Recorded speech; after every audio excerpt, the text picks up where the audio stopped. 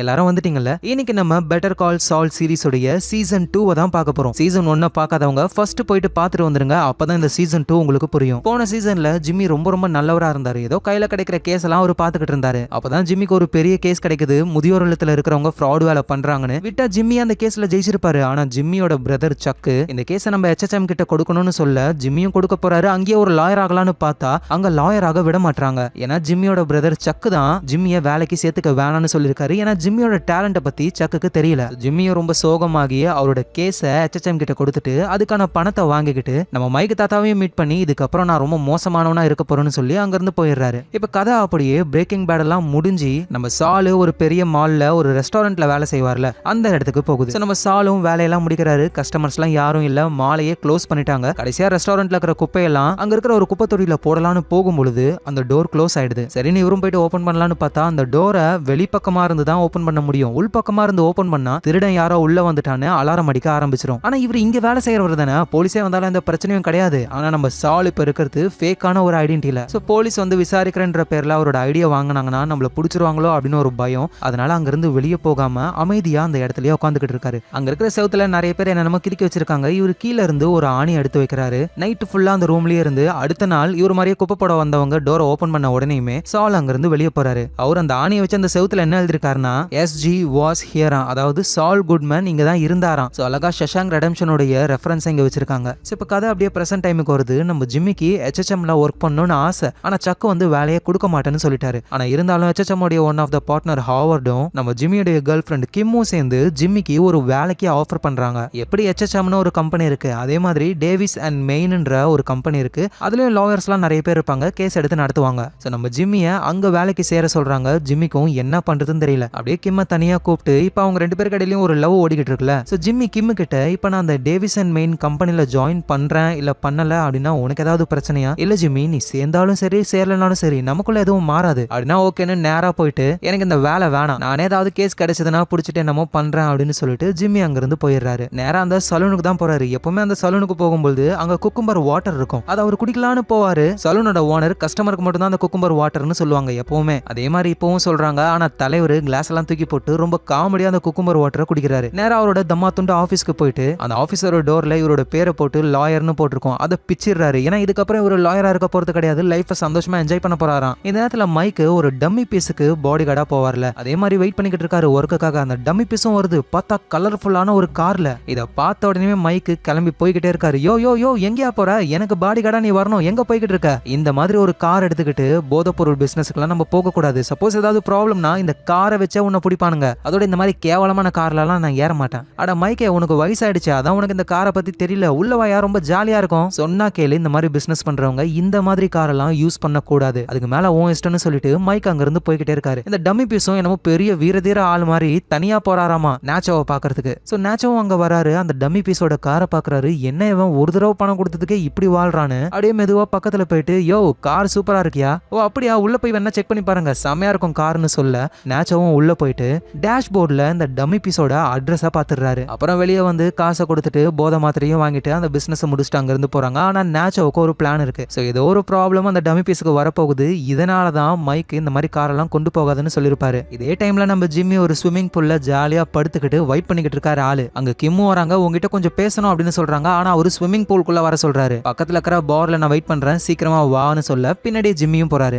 அந்த Davis and மெயின்ன்ற கம்பெனில நீ ஒரு லாயரா ஜாயின் பண்ணனா உன் லைஃபே மாறிடும் தெரியுமா? ஏன் வேணான்னு சொல்லிட்டு வந்த? ஏன்னா கிம் நான் இதுக்கப்புறம் லாயரே கிடையாது, நான் ஏதோ ஒன்று பண்ணிட்டு போறேன். இது கேட்கிற கிம் கடுப்பாக்குறாங்க. அப்ப அந்த பாரோட வெயிட்டர் வராரு. என்ன சாப்பிடுறீங்க அப்படின்னு சொல்லி கேட்கிறாரு. அவ மெனு கார்டுல ஒரு ட்ரிங்க் இருக்கு. அதோட ரேட்டு செம்ம அதிகம் போல. அதை வாங்குற அளவுக்குலாம் இவங்க கிட்ட காசு கிடையாது. ஐயோ அந்த ட்ரிங்க் எல்லாம் தேவையில்ல, குடிக்க தண்ணி மட்டும் கொடுங்கன்னு வாங்கி குடிக்கிறாரு ஆளு. ஜிமினி இதே மாதிரி இருந்தனா வாழ்க்கையில ஒன்னும் பண்ண முடியாது. நீ ஒரு லாயர், அதை புரிஞ்சுக்கோ. என்னது நான் லாயரா? எங்க அண்ணன் என்ன ஒரு கேவலமான லாயர்னு சொன்னா. இதெல்லாம் கேட்டுக்கிட்டு நான் எப்படி திரும்ப அந்த லாயர் தொழில பண்ண முடியும்? இதே மாதிரி ஜாலியா எனக்கு என்ன வேணுமோ அதை வாங்கி சாப்பிட்டுக்கிட்டு சந்தோஷமா இருப்பேன் நானு. சும்மா வளராத ஜிம்மி. இப்போ ஒரு ட்ரிங்க் வேணான்னு சொன்னியே, அந்த ட்ரிங்க் உன்னால வாங்கி குடிக்க முடியுமா? ஏய் யாரா பார்த்து என்ன கேள்வி கேட்டா? அந்த ட்ரிங்க குடிக்கிறது மட்டும் கிடையாது, காசே செலவு இல்லாம என்ன பண்றான் பாருன்னு அந்த பார்லயே ஒருத்தர் கோட் சூட்லாம் மாட்டிக்கிட்டு ஏதோ ட்ரேடிங்க பத்தி பேசுறாரு. நம்ம ஜிம்மியும் கிம்மும் ஒரு பக்கத்துல போயிட்டு ஜிம்மு தான் பேச ஆரம்பிக்கிறாரு. சார் நீங்க வந்து இந்த ஸ்டாக் ட்ரேடிங்க பத்தி எல்லாம் பேசிக்கிட்டு இருந்தீங்க. எங்க கிட்டயும் சில பணம் இருக்கு. $1.4 மில்லியன் இருக்கும். அதை நாங்க இன்வெஸ்ட் பண்ணணும்னு ஆசைப்படுறோம். அதான் உங்ககிட்ட ஐடியா கேட்கலான்னு. அப்புறம் பக்கத்துல இருக்கிற கிம்ம பார்த்து இது என்னோட சிஸ்டர், நாங்க ரெண்டு பேர் தான் இன்வெஸ்ட் பண்ண போறோம்னு சொல்ல அந்த கோட் சூட் போட்டவரும் ஆஹா பெரிய ஆடு மாட்டிக்கிச்சு வாங்கன்னு உட்கார வச்சு, சரி நீங்க ஒன்றும் கவலைப்படாதீங்க, உங்க பணத்தை என்கிட்ட கொடுத்தீங்கன்னா நான் பக்காவா இன்வெஸ்ட் பண்ணி ஒரே வருஷத்துல டபுளா ட்ரிபிளா திரும்பி கொடுக்குறேன். ஆமாமா கண்டிப்பா நீங்க பண்ணுவீங்க, கொஞ்சம் தாகமா இருக்கிற மாதிரி இருக்கு சார், என்ன வேணுமோ ஆர்டர் பண்ணுங்க சார், நான் அதுக்கு பில் பே பண்றேன். உடனே நம்ம ஜிம்மி எதை அவரால் வாங்க முடியல அப்படின்னு வேணான்னு சொன்னாரோ அந்த காஸ்ட்லியான ட்ரிங்கையே வாங்கி குடிக்கிறாரு. அது மட்டும் கிடையாது, ஃபுட்டு கிட்டுன்னு வாங்கி ஃபுல் கட்டு கட்டிட்டு கான்ட்ராக்ட்ல சைன் பண்ணிட்டு அங்கிருந்து போறாங்க. ஃபுல்லா ஃபேக்கான பேர் தான். பாத்தியா கிம், மொத்த பைசா செலவு இல்லாம எவ்வளவு ஃபுட்டு சாப்பிட்டு வந்துட்டோன்னு, இதுதான் கெத்து. ஸோ கிம்முக்கும் ஜிம்மிக்கும் இடையில ஒரு லவ் உருவாகுது. ரெண்டு பேருமே ஒரே வீட்டில தான் வாழ ஆரம்பிக்கிறாங்க. காலையில எழுந்து பிரஷ் பண்ணிட்டு நம்ம கிம் HHMக்கு வேலைக்கு போயிடுவாங்க. நம்ம ஜிம்மி வழக்கம் போல ஸ்விமிங் பூல்ல படுத்துக்கிட்டு வைப் பண்ணிக்கிட்டு இருப்பாரு ஆளு. ஸோ இப்படி இந்த விஷயங்கள்லாம் நடந்துகிட்டு இருக்கும்போது அந்த டம்மி பீஸ் ஒருத்தர் இருந்தார்ல, அவரோட வீட்டுல யாரோ வந்து கொள்ளையடிச்சிட்டு போயிட்டாங்க. போலீஸ்க்கு கால் பண்ணிருக்காரு, போலீஸும் வராங்க. சரி எந்த பொருள் காணும்னு கொஞ்சம் தெளிவா சொல்றீங்களா அப்படின்னு போலீஸ் கேட்கும்போது, அந்த டம்மி பீஸும் என்கிட்ட நிறைய பேஸ்பால் கார்டு கலெக்ஷன் இருந்தது, அது எல்லாமே விலை அதிகம், அதை யாரோ எடுத்துட்டு போயிட்டாங்க அப்படின்னு சொல்றாரு. வீட்டை பார்த்தா ஃபுல்லா கலைஞ்சு போயிருக்கு. சரி இதை தவிர வேற ஏதாவது எடுத்துட்டு போயிருக்காங்களா? ஆமா என்னோட பணத்தையும் எடுத்துட்டு போயிருக்காங்க. எவ்வளவு பணம்? இப்ப அதை பத்தி நம்ம பேச வேணாம், எனக்கு ரொம்ப முக்கியம் இந்த பேஸ்பால் கார்டு தான், சோ அதை கண்டுபிடிங்க அப்படின்னு இவர் சொல்றாரு. சரி என்னென்ன கார்டு காணுமோ அதோட டீடைல் எல்லாம் பிரிண்ட் எடுத்து கொண்டு வாங்கன்னு சொல்ல அந்த டம்மி பீஸும் பிரிண்ட் எடுக்க போயிடுறாரு. அப்ப அந்த ரெண்டு போலீஸும் அந்த கலைஞ்சு போன இடத்தை பாக்குறாங்க. எல்லா இடத்துலயும் பொருள் இருக்கு, ஒரு சோஃபா இருக்கு, அந்த இடத்துல மட்டும் எந்த பொருளையும் காணும், சுத்தமா இருக்கு. சோ போலீஸுக்கு டவுட் வந்து சோஃபாவை நகர்த்தி பின்னாடி இருக்கிற வாலு கீழே பேத்து எடுக்கிறாங்க. பார்த்தா அங்க பணம் வைக்கிற மாதிரி ஒரு பிளேஸ் இருக்கு. சோ போலீஸ் புரிஞ்சுக்கிறாங்க உள்ள வந்த திருடன் வேற என்னத்தையும் எடுத்துட்டு போயிருக்கான், ஆனா இந்த டம்மி பீஸ் நம்ம கிட்ட பேஸ்பால் கார்டு காணும்னு உருட்டிக்கிட்டு இருக்குன்னு புரிஞ்சுக்கிறாங்க. அதோட டம்மி பீஸ் வீட்டுக்குள்ள வந்து திருடினது யார் தெரியுமா? நம்ம நேச்சோ தான். டம்மி பீஸோட காருக்குள்ள போயிட்டு அட்ரஸை நோட் பண்ணிக்கிட்டு இப்ப அவரோட வீட்டுக்கே வந்து போதை மாத்திரை பணம்னு எல்லாத்தையும் எடுத்துட்டு போயிட்டாரு. எங்க நம்ம ஜிம்மி ஸ்விமிங் பூல்ல உட்காந்துக்கிட்டு டைம் ஸ்பெண்ட் பண்ணிக்கிட்டே இருக்காரு. டைம் போக போக ஆளுக்கு இந்த மாதிரி வாழ்றது சுத்தமா பிடிக்கவே இல்ல, போர் அடிக்குது. அதனால ஸ்ட்ரைட்டா அவரு அந்த டேவிஸ் அண்ட் மெயின்ன்ற கம்பெனிக்கு கால் பண்ணி லாயரா ஜாயின் பண்ண ஆரம்பிக்கிறாரு. நம்ம ஜிம்மியை வெல்கம் பண்றாங்க, உள்ள போறாரு. அவருக்குன்னு ஒரு ஆபீஸ், அவரு சொன்னதெல்லாம் நடக்குது. இந்த டேபிள் வேணா வேற டேபிள் உசார் பண்ணலாமா அப்படின்னு கேட்க, சார் உங்களுக்கு என்ன டிசைன்ல டேபிள் பிடிக்குமோ சொல்லுங்க, அந்த டிசைன்ல நம்ம போட்டுடலான்னு விழுந்து விழுந்து கவனிக்கிறாங்க. அடடா இதுதான்டா ஆபீஸ்னு நம்ம ஜிம்மிக்கு அவ்வளவு ஹாப்பி. அதோட அவரோட ரூம்ல ஒரு ஸ்விட்ச் இருக்கு, அதை எப்பவுமே ஆன்லயே வைங்க, ஆஃப் பண்ணாதீங்கன்னு போட்டிருக்கு. ஆனா நம்ம ஆளு அந்த டேப்பை பிரிச்சு ஆஃப் பண்ணி பாக்குறாரு, ஒன்னும் நடக்கல. அப்புறம் திரும்பவும் அந்த டேப்பை க்ளோஸ் பண்ணிடுறாரு. இதுல இருந்து என்ன தெரிய வருதுன்னா, நம்ம ஜிம்மி கிட்ட எந்த விஷயத்த செய்யாதுன்னு சொல்றோமோ அந்த விஷயத்தை தான் அவர் பண்ணுவாரு. அடுத்த நாள் ஆகுது, ஜிம்மியோட பிரதர் சக்கு வீட்டுல உட்காந்துக்கிட்டு பியானோ வாசிச்சுக்கிட்டு இருக்காரு. அப்ப சக்க பார்க்க ஹாவர்ட் வராரு. ஜிம்மி ஒரு உண்மையான லாயரா மாறிட்டான். டேவிஸ் அண்ட் மெயின் கம்பெனில இப்ப அவன் ஒரு அபிஷியல் லாயர். இது கேட்கிற சக்குக்கு வயிறுலாம் எரியுது. ஏன்னா இந்த சக்கு வந்து கரெக்டா படிச்சு காலேஜ் எல்லாம் போய் லாயர் ஆகிருக்காரு. ஆனா நம்ம ஜிம்மி திருட்டு வேலை எல்லாம் பண்ணி கெட்டவனா இருந்து அதுக்கப்புறமா ஆன்லைன்ல எக்ஸாம் எழுதி இப்போ ஒரு லாயர் ஆயிட்டார்ல, அந்த ஒரு பொறாம தான் இருக்கு. இந்த HHMன்ற கம்பெனியும் டேவிஸ் அண்ட் மெயின்ன்ற கம்பெனியும் அப்பப்ப ஒன்னா சேர்ந்து வேலையும் செய்வாங்க. அப்படி ஒரு மீட்டிங் நடக்குது. அந்த மீட்டிங் ரூம்ல யார் யார் எங்க உட்காரணும்னு நேம் எல்லாம் போட்டிருப்பாங்க. கிம் போயிட்டு அவங்க பக்கத்துல ஜிம்மி இருக்கிற மாதிரி பேரெல்லாம் மாத்தி வைக்கிறாங்க. அவர் ரெண்டு பேரும் ஒன்னா கேஸ் டீடைல் எல்லாம் பாக்குறாங்க. சோ இப்படியே அவங்க லைஃப் ஜாலியா போகுது. இந்த கிம் ஜிம்மிக்கு ஒரு காஃபி மக்க கிஃப்ட் பண்றாங்க. அதுல உலகத்தோடைய மிக சிறந்த 2 லாயர்ஸ்னு போட்டிருக்கு. ஒன்னு கிம்மா, இன்னொன்னு நம்ம ஜிம்மியா. சோ இந்த கப்பை வந்து ஜிம்மி அவரோட கார்ல இருக்கிற கப் ஹோல்டர்ல அழகா வச்சுட்டு வீட்டுக்கு போயிடுறாரு. அடுத்த நாள் ஆகுது, ஜிம்மி அவரோட பழைய காரை தூக்கி போட்டு அவருக்கு ஒரு புது காரை கம்பெனியே கொடுத்திருக்காங்க. அந்த காரை வச்சு சீன் காட்டணும்னே அந்த சலூன் கடை கிட்ட போறாரு. அங்க இருக்கிறவங்க எல்லாம் வெளியே வந்து ஜிம்மி உனக்கு இந்த மாதிரி காரான்னு ஆச்சரியப்படுறாங்க. அப்புறம் ஜிம்மி காருக்குள்ள போயிட்டு அவர்கிட்ட இருந்த அந்த கப்பை கப் ஹோல்டர்ல வைக்கலான்னு பார்த்தா அந்த காரோட கப் ஹோல்டர் செட் ஆகவே மாட்டேங்குது. அட என்னடா இது, கார் நல்லா இருக்கு ஆனா கிம் கொடுத்த காஃபி மக்க வைக்க முடியலையேன்னு அதை பின்னாடி தூக்கி போட்டு கார் எடுத்துக்கிட்டு அங்க இருந்து போயிடுறாரு. இந்த நேரத்துல நம்ம மைக்க தாத்தா பார்க்கிங்ல ஒர்க் பண்ணிக்கிட்டு இருக்காரு. அப்போ அங்க ஒரு வித்தியாசமான கார் வருது. அடா அது நம்ம டம்மி பீஸோட கார் தான். இவர் எதுக்காக நம்ம டம்மி பீஸ்னு சொல்றோம்னா அதுக்கான ரீசன் இன்னும் கொஞ்ச நேரத்துல தெரிஞ்சிடும். சோ டம்மி பீஸ் நேரா மைக்க பாக்குறாரு. யோ மிலிட்டரி நீ என்னையா இங்க? அதை நான் கேட்கணும்டா, நீ என்னடா பண்றீங்க? அது வந்து போலீஸ் கிட்ட நான் ஒரு கம்ப்ளைண்ட் கொடுத்திருந்தேன், அதை பத்தி கேட்க போகணும். சரி சரி கார் அந்த பக்கமா நிறுத்து, உங்ககிட்ட நான் பேசணும்னு மைக்கு போயிட்டு டம்மி பீஸ் கிட்ட பேசுறாரு. என்ன நடந்தது தெளிவா என்கிட்ட சொல்லுன்னு கேட்கும் போதுதான், என் வீட்டை அவனோ கொள்ளை அடிச்சிட்டான், பேஸ்பால் கார்ட்ஸ் எல்லாமே காணும், அதோட முக்கியமா ட்ரக்கையும் எடுத்துட்டானுங்க. ஆனா இந்த விஷயத்த நான் போலீஸ் கிட்ட சொல்லல, என்னோட பேஸ்பால் கார்டு மட்டும் தான் காணும்னு சொல்லியிருந்தேன். ஏன்னா மைக் நான் ஒன்னும் முட்டாள் கிடையாது, பயங்கரமான புத்திசாலி அப்படின்னு ஒரு சொல்ல, அட டே நீ ஒரு டம்மி பீஸ்ரா, போலீஸ் உன்னை ஏன் கூப்பிட்டுருக்காங்கன்னு கூட உனக்கு தெரியல. உன் மேல போலீஸ்க்கு டவுட் வந்துருச்சு, நீ பண்ற வேலைக்கும் இவ்வளவு பெரிய காருக்கும் சம்பந்தமே கிடையாது, மேபி நீ ஒரு ட்ரக் டீலரா இருக்கலாம் அப்படின்ற சந்தேகத்துல உனக்கு ஹெல்ப் பண்ற மாதிரியே பேசி உனக்கே தெரியாம உன்னை போட்டு கும்மா குத்துவாங்க. சோ அதனால நான் சொல்றதை கேளு, ஒழுங்கு மரியாதையா இங்க இருந்து எஸ்கேப் ஆகி போயிடு. ஐயோ மைக் அந்த ட்ரக் போனா போகட்டும், காசு போனா போகட்டும், எனக்கு அந்த பேஸ்பால் கலெக்ஷன் கார்டு வேணும், அது இல்லைன்னா என்னால சுத்தமா இருக்கவே முடியாது. சரி ஓகே, உனக்கு தேவையானது அந்த பேஸ்பால் கார்ட்ஸ் தானே, அதை நான் உனக்கு வாங்கி தரேன், ஆனா நீ போலீஸ் கிட்ட இதோட கான்டாக்ட்ல இருக்காத அப்படின்னு சொல்லிட்டு மைக் அங்க இருந்து போய்கிட்டே இருக்காரு. சோ நேரா மைக் தாத்தா அந்த காருக்கு சீட்லாம் ரெடி பண்ணுவாங்கல்ல அந்த கம்பெனிக்கு போறாரு. அந்த கம்பெனியோட ஓனர் யாருன்னா நம்ம நேச்சோடைய அப்பா தான். நம்ம மைக்கும் என்னடா என்னோட கார்ல லெதரை மாத்தணும்ன்ற மாதிரி அவங்க அப்பா கிட்ட பேசுறாரு. அங்க நேச்சோவும் வராரு. நேச்சோவுக்கு பக்குன்னு ஆகுது, என்ன இந்த ஆளு இங்க வந்திருக்கானு. அவர் நேச்சோவோட அப்பா அங்க இருந்து போயிடுறாரு. நேச்சோ மைக் கிட்ட, நீ இங்க என்ன பண்ற? பேஸ்பால் கார்ட்ஸ் எல்லாம் எனக்கு வேணும், ஒழுங்கா கொடு.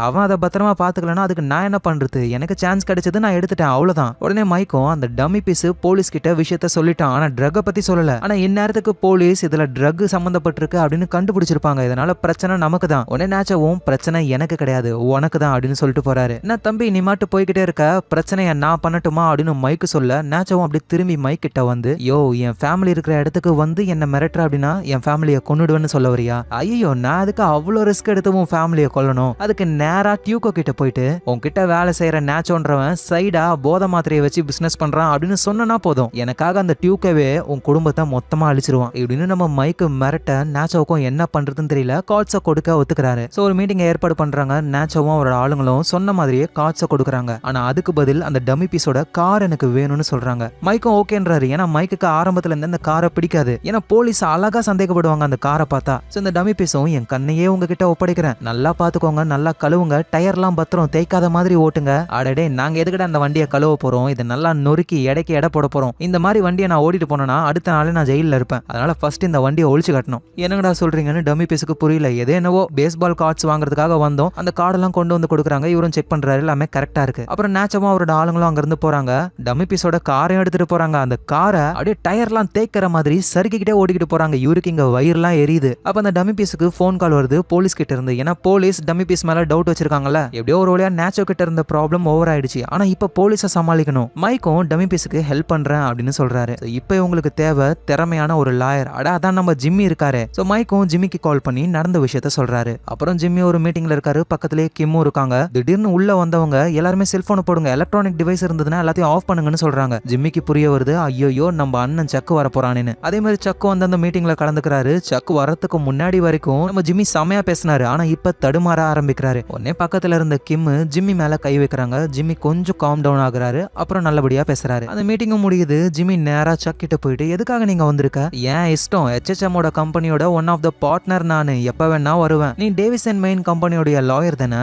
இந்த கேஸை இந்த ரெண்டு கம்பெனி சேர்ந்து பண்ற வரைக்கும் அடிக்கடி நீ என் முகத்தை பார்க்க வேண்டியது இருக்கும்னு சக் சொல்றாரு. அட இவன் வேற டென்ஷன் பண்றானுன்னு ஜிம்மி நேரா நம்ம மைக் சொன்ன வேலைக்கு போறாரு. டம்மி பீஸ் மேல டவுட்டா இருக்கிற ரெண்டு போலீஸ், அவங்கள பார்க்க டம்மி பீஸும் நம்ம ஜிம்மியும் போறாரு. என்ன சார் கம்ப்ளைண்ட கொடுத்துட்டு அதோட போலீஸ் ஸ்டேஷனுக்கு வரவே இல்லை, என்னதான் பிரச்சனை உங்களுக்கு? உடனே அந்த டம்மி பீஸும், அது வந்து சார் காணாம போன எல்லா கார்டும் எனக்கு கிடைச்சிருச்சு. எப்படி உனக்கு கிடைச்சது? நான் ஒரு பிரைவேட் டிடெக்டிவை ஏற்பாடு பண்ணனா அவரு எல்லா கார்டையும் கண்டுபிடிச்சு கொடுத்துட்டாரு, அவ்வளவுதான், கேஸ் கிடையாது, இதோட விட்டுருங்க. ஆனா அந்த ரெண்டு போலீஸும் நோண்டி நோண்டி கேள்வியை கேட்டுக்கிட்டே இருக்காங்க. ஏன்னா அவங்களுக்கு இந்த டம்மி பீஸ் ஒரு ட்ரக் டீலரா இருப்பாரோ அப்படின்னு டவுட். உண்மையாதான். உடனே பக்கத்துல இருந்த Jimmy, hello mister dummy piece, வெளியே வெயிட் பண்ணுங்கன்னு அவரை அனுப்பிட்டு இப்ப போலீஸ் கிட்ட ஒரு பேசுறாரு. சார் நீங்க ஏன் இவ்வளவு நோண்டி நோண்டி கேக்குறீங்கன்னு எனக்கு தெரியும். அந்த சோஃபாவுக்கு பின்னாடி ஒரு ரகசியமான இடம் இருந்தது, அதை பார்த்துட்டு தானே நீங்க கேக்குறீங்க. அங்க ட்ரக் எல்லாம் இந்த ஆளு வைக்க மாட்டான் சார், அவன் மூஞ்ச பாருங்களேன். இவனெல்லாம் ட்ரக் டீலர்னு சொன்னா எவனாவது நம்புவானா? டம்மி பீஸ் சார் அவன். சரி ஓகே, ட்ரக் அங்க இல்ல, எதுக்காக அந்த சீக்ரெட்டான இடம்? அது வந்து இந்த டம்மி பீஸ் சில கிளைண்ட்டுக்காக ரகசியமான சில வீடியோவெல்லாம் ரெடி பண்ணி கொடுப்பாரு. அந்த வீடியோ டேப்பை தான் அந்த இடத்துல வச்சிருப்பான். திடீர்னு அது காணும் போல. ஆனா எப்படியோ கண்டுபிடிச்சிட்டாங்க, ப்ராப்ளம் ஓவர். உங்களுக்கு நம்பிக்கை இல்லைன்னா அந்த ஆள் எடுத்த வீடியோஸ் எல்லாம் கொண்டு வந்து காட்டுறேன்னு நம்ம ஜிம்மி சொல்லிட்டு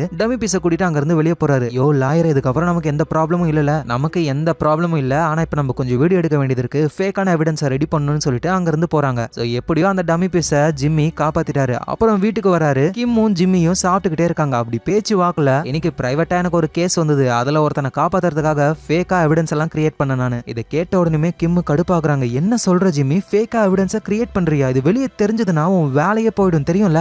இப்பதான் உன்னோட லைஃப்ல புதுசா ஒரு ஒளி தெரிஞ்சிருக்கு, அது தேவையில்லாம ஊதி அணைச்சு கெடுத்துறாத. ஏ கிம், நீ ஏன் இவ்வளவு டென்ஷன் ஆகுற? நான் மாட்ட போறது கிடையாது, கண்டிப்பா நீ மாட்ட மாட்ட. ஆனா இதே வேலையை திரும்ப திரும்ப நீ செஞ்சுக்கிட்டே இருந்தனா ஒரு நாள் இல்ல ஒரு நாள் மாட்டிப்ப. சோ அதனால ஜிம்மி இதுக்கப்புறம் இந்த மாதிரி இல்லீகலான விஷயங்களை பண்ணாத அப்படின்னு கிம் சொல்றாங்க. ஆனா ஜிம்மி கண்டுக்காம அவர் மாட்டு சாப்பிட்டுக்கிட்டே இருக்காரு. நம்ம ஜிம்மி டேவிஸ் அண்ட் மெயின்ன்ற கம்பெனில ஒரு லாயரா ஜாயின் பண்ணிட்டாரு. இவங்களோட முக்கியமான கேஸே அந்த முதியோர் இல்லத்துல நடந்த அந்த ஃப்ராட் தனம் தான். அதுக்காக ஜிம்மியும் நிறைய பிளான் எல்லாம் போடுறாரு. நம்ம ஜிம்மி தலையில கேப் மாட்டிக்கிட்டு அப்படியே கவுபாய் மாதிரி சீனா நின்னுக்கிட்டு இருக்காரு டெக்சாஸ்ல. ஏன்னா நம்ம ஜிம்மி வந்து முதியோர் இல்லத்துல வயசானவங்களுக்கு வர பென்ஷன் காசை அந்த முதியோர் இல்லம் சின்ன சின்ன பொருளுக்கும் அமௌண்ட்டை பெருசா போட்டு பணத்தை ஆட்டே போடுறாங்கன்னு கண்டுபிடிச்சு இப்ப அந்த கேஸ் நடந்துகிட்டு இருக்கு. இதே மாதிரி அந்த முதியோர் இல்லத்தோட பிரான்ச் டெக்சாஸ்ல ஒன்னு இருக்கு, அங்கேயும் இந்த மாதிரி பண்ண வாய்ப்பு இருக்குல்ல. அதனால HHMO டேவிஸ் அண்ட் மெயின்ன்ற இந்த ரெண்டு கம்பெனியும் சேர்ந்து ஒரு மெயில் அனுப்பியிருக்காங்க. யாருக்குன்னா டெக்சாஸ் முதியோர் இல்லத்துல இருக்கிற ஒரு வயசான பாட்டிக்கு. நம்ம ஜிம்மி சீனா நின்னுக்கிட்டு இருக்காரு. அப்ப அங்க ஒரு பெரிய பஸ் வருது. அந்த பஸ்ல ரிப்பேர் போல டிரைவர் இறங்கி வந்து இன்ஜினை சரி பண்ணிக்கிட்டு இருக்காரு. நம்ம ஜிம்மி நேரா அந்த டிரைவர் பக்கத்துல வந்து கையில காசை கொடுக்குறாரு. ரிப்பேரும் ஆகல, ஒன்னும் ஆகல, இது எல்லாமே ஒரு செட்டப். சோ இப்ப ஜிம்மி அந்த பஸ்ஸுக்குள்ள போறாரு. பார்த்தா ஃபுல்லா வயசானவங்க தான். இந்த டெக்சாஸ்ல இருக்கிற முதியோர் இல்லத்துல இருக்கிறவங்க தான் இவங்க எல்லாருமே. ஆல்ரெடி கேஸ் போய்கிட்டு இருக்கு, ஜிம்மியை முதியோர் இல்லத்துல விட மாட்டாங்க. அதனால இந்த மாதிரி ஒரு பிளான் பண்ணி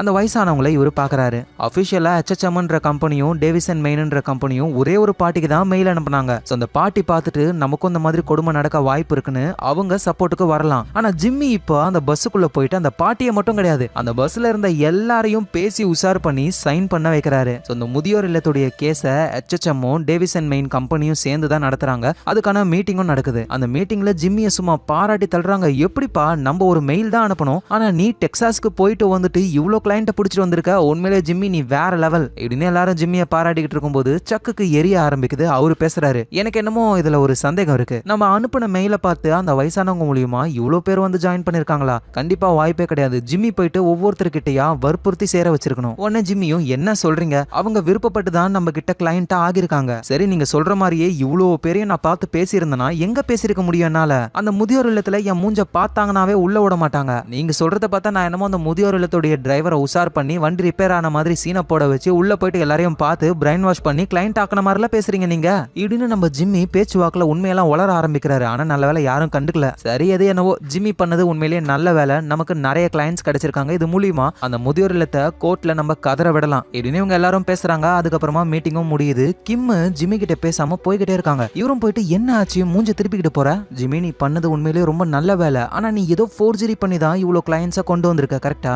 இது ஃபோர்ஜரிலாம் கிடையாது, இது ஒரு ட்ரிக்ஸ், அவ்வளவுதான். ஜிம்மி, நான் சொல்றத நல்லா கேட்டுக்கோ. உனக்கு இந்த வேலை கிடைக்கணும்ன்றதுக்காக நான் எவ்வளவோ விஷயங்கள் பண்ணிருக்கேன். அதனால ஏதாவது ஒரு ஃப்ராடு தனம் பண்ணி நீ மாட்டிக்கிட்ட அப்படின்னா அது உனக்கு மட்டும் அசிங்கம் கிடையாது, எனக்கும் அசிங்கம் இப்படின்னு சொல்லிட்டு கிம் அங்கிருந்து போயிடுறாங்க. நம்ம ஜிம்மியும் அமெரிக்கா ஃபுல்லா இருக்கிற அந்த முதியோர் இல்லம் பிரான்ச்ல கிளைண்ட்ஸை பிடிக்கலான்னு ட்ரை பண்ணும்போது ஒரே ஒரு முதியோர் இல்லத்துல மட்டும் ஒரு ஆளை கூட பிடிக்கவே முடியல. இவங்க அனுப்புற மெயில் எல்லாம் அந்த வயசானவங்களுக்கு கிடைக்காத மாதிரி அந்த ஸ்டாஃப்ஸ் எல்லாம் தடுக்கிறாங்க. இவங்களால நேர்லயும் போக முடியாது, ஏன்னா கேஸ் நடந்துகிட்டு இருக்கு. இந்த விஷயத்தை ஜிம்மி டேவிசன் மெயின் கம்பெனியோட ஃபவுண்டர் கிட்ட சொல்றாரு. அவருக்கு என்ன பண்றதுன்னே தெரியல. ஜிம்மி, உங்ககிட்ட ஏதாவது ஐடியா இருக்கா அப்படின்னு கேட்கும்போது ஜிம்மியும், சார், அந்த முதியோர் இல்லத்துல நான் ரொம்ப நேரம் டைம் ஸ்பெண்ட் பண்ணிருக்கேன். ஏன்னா ஸ்டார்டிங்ல எனக்கு அவங்க தான் கிளைண்ட்ஸே. எதை வேணாலும் அவங்க மிஸ் பண்ணுவாங்க, ஆனா டிவி பாக்குறத மிஸ் பண்ணவே மாட்டாங்க. எல்லாரும் உட்காந்து டிவியே பார்ப்பாங்க. அந்த நேரத்துல நம்ம கம்பெனியோட ஆட விளம்பரமா டிவில போட்டோம்னு வச்சுக்கோங்க. அந்த வயசானவங்க எல்லாம் அந்த ஆடை பார்த்துட்டு நம்ம கிட்ட வருவாங்கல்ல. அந்த ஃபவுண்டரும், இது உண்மையிலேயே நல்ல ஐடியா, எங்க கிட்டயும் ஒரு ஆடை நாங்க பண்ணிருந்தோம், ஆனா இப்ப நான் கொஞ்சம் அவசரமா போகணும், அடுத்த வாரம் அதை பத்தி பேசலாம்னு சொல்லிட்டு அவர் போயிடுறாரு. ஜிம்மியும் உட்காந்து டேவிசன் மெயின் கம்பெனியோட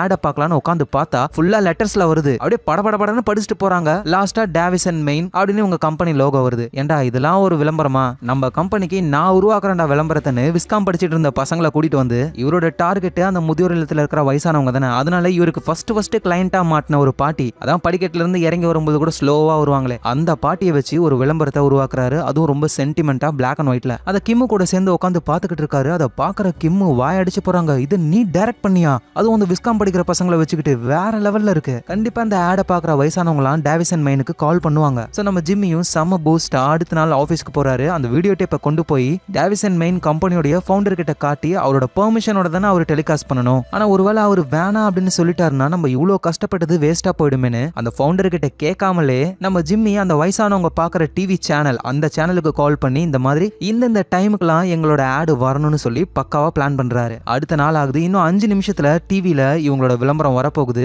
அதை பார்த்துட்டு இருக்கிற எல்லா வயசானவங்களும் நமக்கு கால் பண்ணுவாங்க அப்படின்னு வெயிட் பண்ணிக்கிட்டு இருக்காங்க. சோ டைமும் முடிஞ்சிருச்சு, எந்த காலும் வரல. ஜிம்மி அப்படியே சோகமா போயிட்டு அவரோட இடத்துல உட்காந்துக்கிட்டு அந்த டெலிபோனை பார்த்து மந்திரம்லாம் போடுறாரு. ஆளு சீக்கிரமா கால் வரணும், எங்களுக்கு கிளைண்ட் வரணும்னு. ஆனா ஒரு காலும் வரல. அட இவ்வளோ வேலை பண்ணி இந்த மாதிரி ஆயிடுச்சுன்னு அப்படியே ஜிம்மி சோகத்துல இருக்கும்போது தான் டக்குன்னு ஒரு ஃபோன் கால் வருது. அடுத்தது இன்னொன்னு வருது. அப்புறம் இன்னொன்னு கால்ஸ் வந்துகிட்டே இருக்கு. ஆபீஸ்ல இருக்கிற எல்லாருமே பேசி கிளைண்ட்டை பிடிக்க ஆரம்பிக்கிறாங்க. சோ நம்ம பிளான் ஒர்க் அவுட் ஆயிடுச்சுன்னு ஜிம்மிக்கு அவ்வளோ ஜாலி. நைட் டைம் ஆகுது. ஜிம்மியும் கிம்மும் உட்காந்துக்கிட்டு படம் பார்த்துக்கிட்டு இருக்காங்க. அப்ப ஜிம்மிக்கு ஃபோன் கால் வருது டேவிசன் மெயின் கம்பெனியோட ஃபவுண்டர் கிட்ட இருந்து.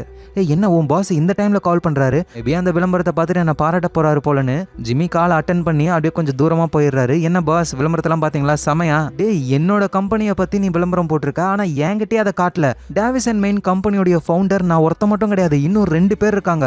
அவங்க கிட்டே இந்த விளம்பரத்தை காட்டி அவங்க ஓகேன்னு சொன்னதுக்கு அப்புறம் தான் நம்ம அதை டெலிகாஸ்ட் பண்ணிருக்கணும். நான் சொல்லணும்னு தான் நினைச்சேன், சரி வேணாமே, ரிசல்ட்டாவே உங்ககிட்ட காட்டலாம் அப்படின்னு திங்க் பண்ணேன். பாத்தீங்களா இன்னைக்கு எவ்வளவு கால்ஸ் நமக்கு வந்ததுன்னு. ஜிம்மி, எல்லாமே ஓகே, பட் நீ பெர்மிஷன் கேட்டிருக்கணும், நாளைக்கே நான் ஆஃபீஸ்ல வந்து மீட் பண்ணுன்னு சொல்லி காலை கட் பண்ணிடுறாரு அவரு. சோ ஜிம்மியும் இந்த விஷயம் மட்டும் கிம்முக்கு தெரிஞ்சா நம்மள திட்டுவாளுன்னு அப்படியே போன் பேசுற மாதிரி சீன் போட்டுக்கிட்டே வராரு.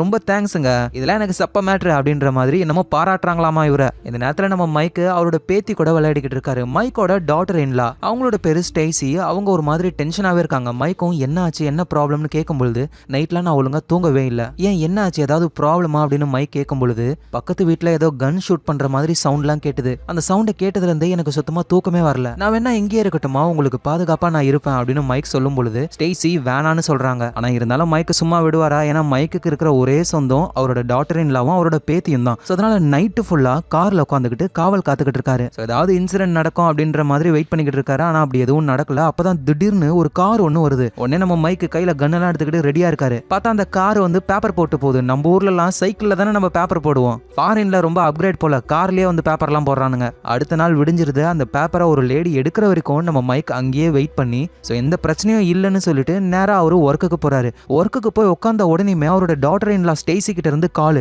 மைக்கும் வேகமா வீட்டுக்கு போயிட்டு என்னன்னு கேட்கும்போது அகைன் இன்னைக்கு நைட்டு கன் ஷாட்டோட சவுண்ட் கேட்டுது. அதோட இந்த செவுத்த பாருங்க உடஞ்ச மாதிரி இருக்கு, யாரோ கன்னால ஷூட் பண்ணிருக்காங்க. மைக்கு எதுவும் புரியல, ஏன்னா நைட்டு ஃபுல்லா நம்ம இங்க இருந்தோம், எந்த ஷூட் அவுட்டும் நடந்த மாதிரி தெரியல. ஒருவேளை ஸ்டேசி நீ எதுவும் கனவு கண்டியா அப்படின்னு கேட்கும்போது நான் கனவுலாம் காணல, நான் உண்மையா தான் சொல்றேன் அப்படின்னு இவங்க சொல்றாங்க. மைக்கும் நான் உன்னை நம்புறேன், இனிமே நம்ம இந்த வீட்டுல இருக்க வேணாம், பாப்பாவை கூட்டிட்டு கிளம்புன்னு சொல்றாரு. ஸ்டேசியும் ரெடி ஆகுறாங்க. நம்ம மைக்கு அந்த டம்மி பீஸுக்காக நேச்சோவையே போயிட்டு மிரட்டினார்ல, ஒருவேளை நேச்சோவும் அவருடைய ஆளுங்களை ஏதாவது பண்ணுவாங்களோ அப்படின்ற மாதிரி டவுட் வருது. ஆனா என்ன ஏதுன்னு கிளியரா அவருக்கு தெரியல. அடுத்த நாளே நம்ம மைக்கு இந்த பாடி கார்டு வேலையெல்லாம் கொடுக்குற அந்த டாக்டர் அவரை மீட் பண்றாரு. அதாவது வேலை இருக்கான்னு கேட்கும் பொழுது பாடி கார்டு ஜாப் இருக்கு, $200. அட சம்பளம் எப்பவும் $200 தானா, அதுக்கு மேல அதிக அமௌண்ட் தர மாட்டாங்களா? எங்க பாருங்க மைக், பாடி கார்டு ஜாபுக்கு $200 அவ்வளவுதான். உங்களுக்கு அதிக பணம் வேணும்னா ரொம்ப ரிஸ்கான வேலையை செய்ய வேண்டியது வரும். அந்த மாதிரி இப்போதைக்கு வேலை எதுவும் இல்லை, ஆனா எனக்கு வேலை வந்ததுன்னா உடனே நான் உங்களுக்கு கால் பண்றேன் அப்படின்னு அந்த டாக்டர் சொல்றாரு. மைக் இப்ப வீட்டுல தூங்கிக்கிட்டு இருக்காரு. இன்னொரு ரூம்ல வந்து அவரோட டாக்டர் இன்லாவும் பேத்தியும் தூங்கிக்கிட்டு இருக்காங்க. அப்ப மைக்கு ஒரு போன் கால் வருது. யாரு? டாக்டர் கிட்ட இருந்து தான். ஒரு செம வேலை இருக்கு, நிறைய காசு தராங்களாம். சரி என்ன வேலை? அது என்ன வேலைன்னு என்கிட்டயே சொல்ல மாட்டாங்க, ஆனா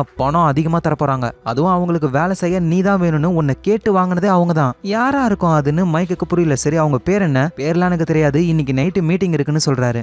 மைக்கும் டாக்டர் சொன்ன அட்ரஸ்க்கு நைட் டைம்ல போறாரு. அங்க போய் பார்த்தா அங்க நேச்சோ இருக்காரு.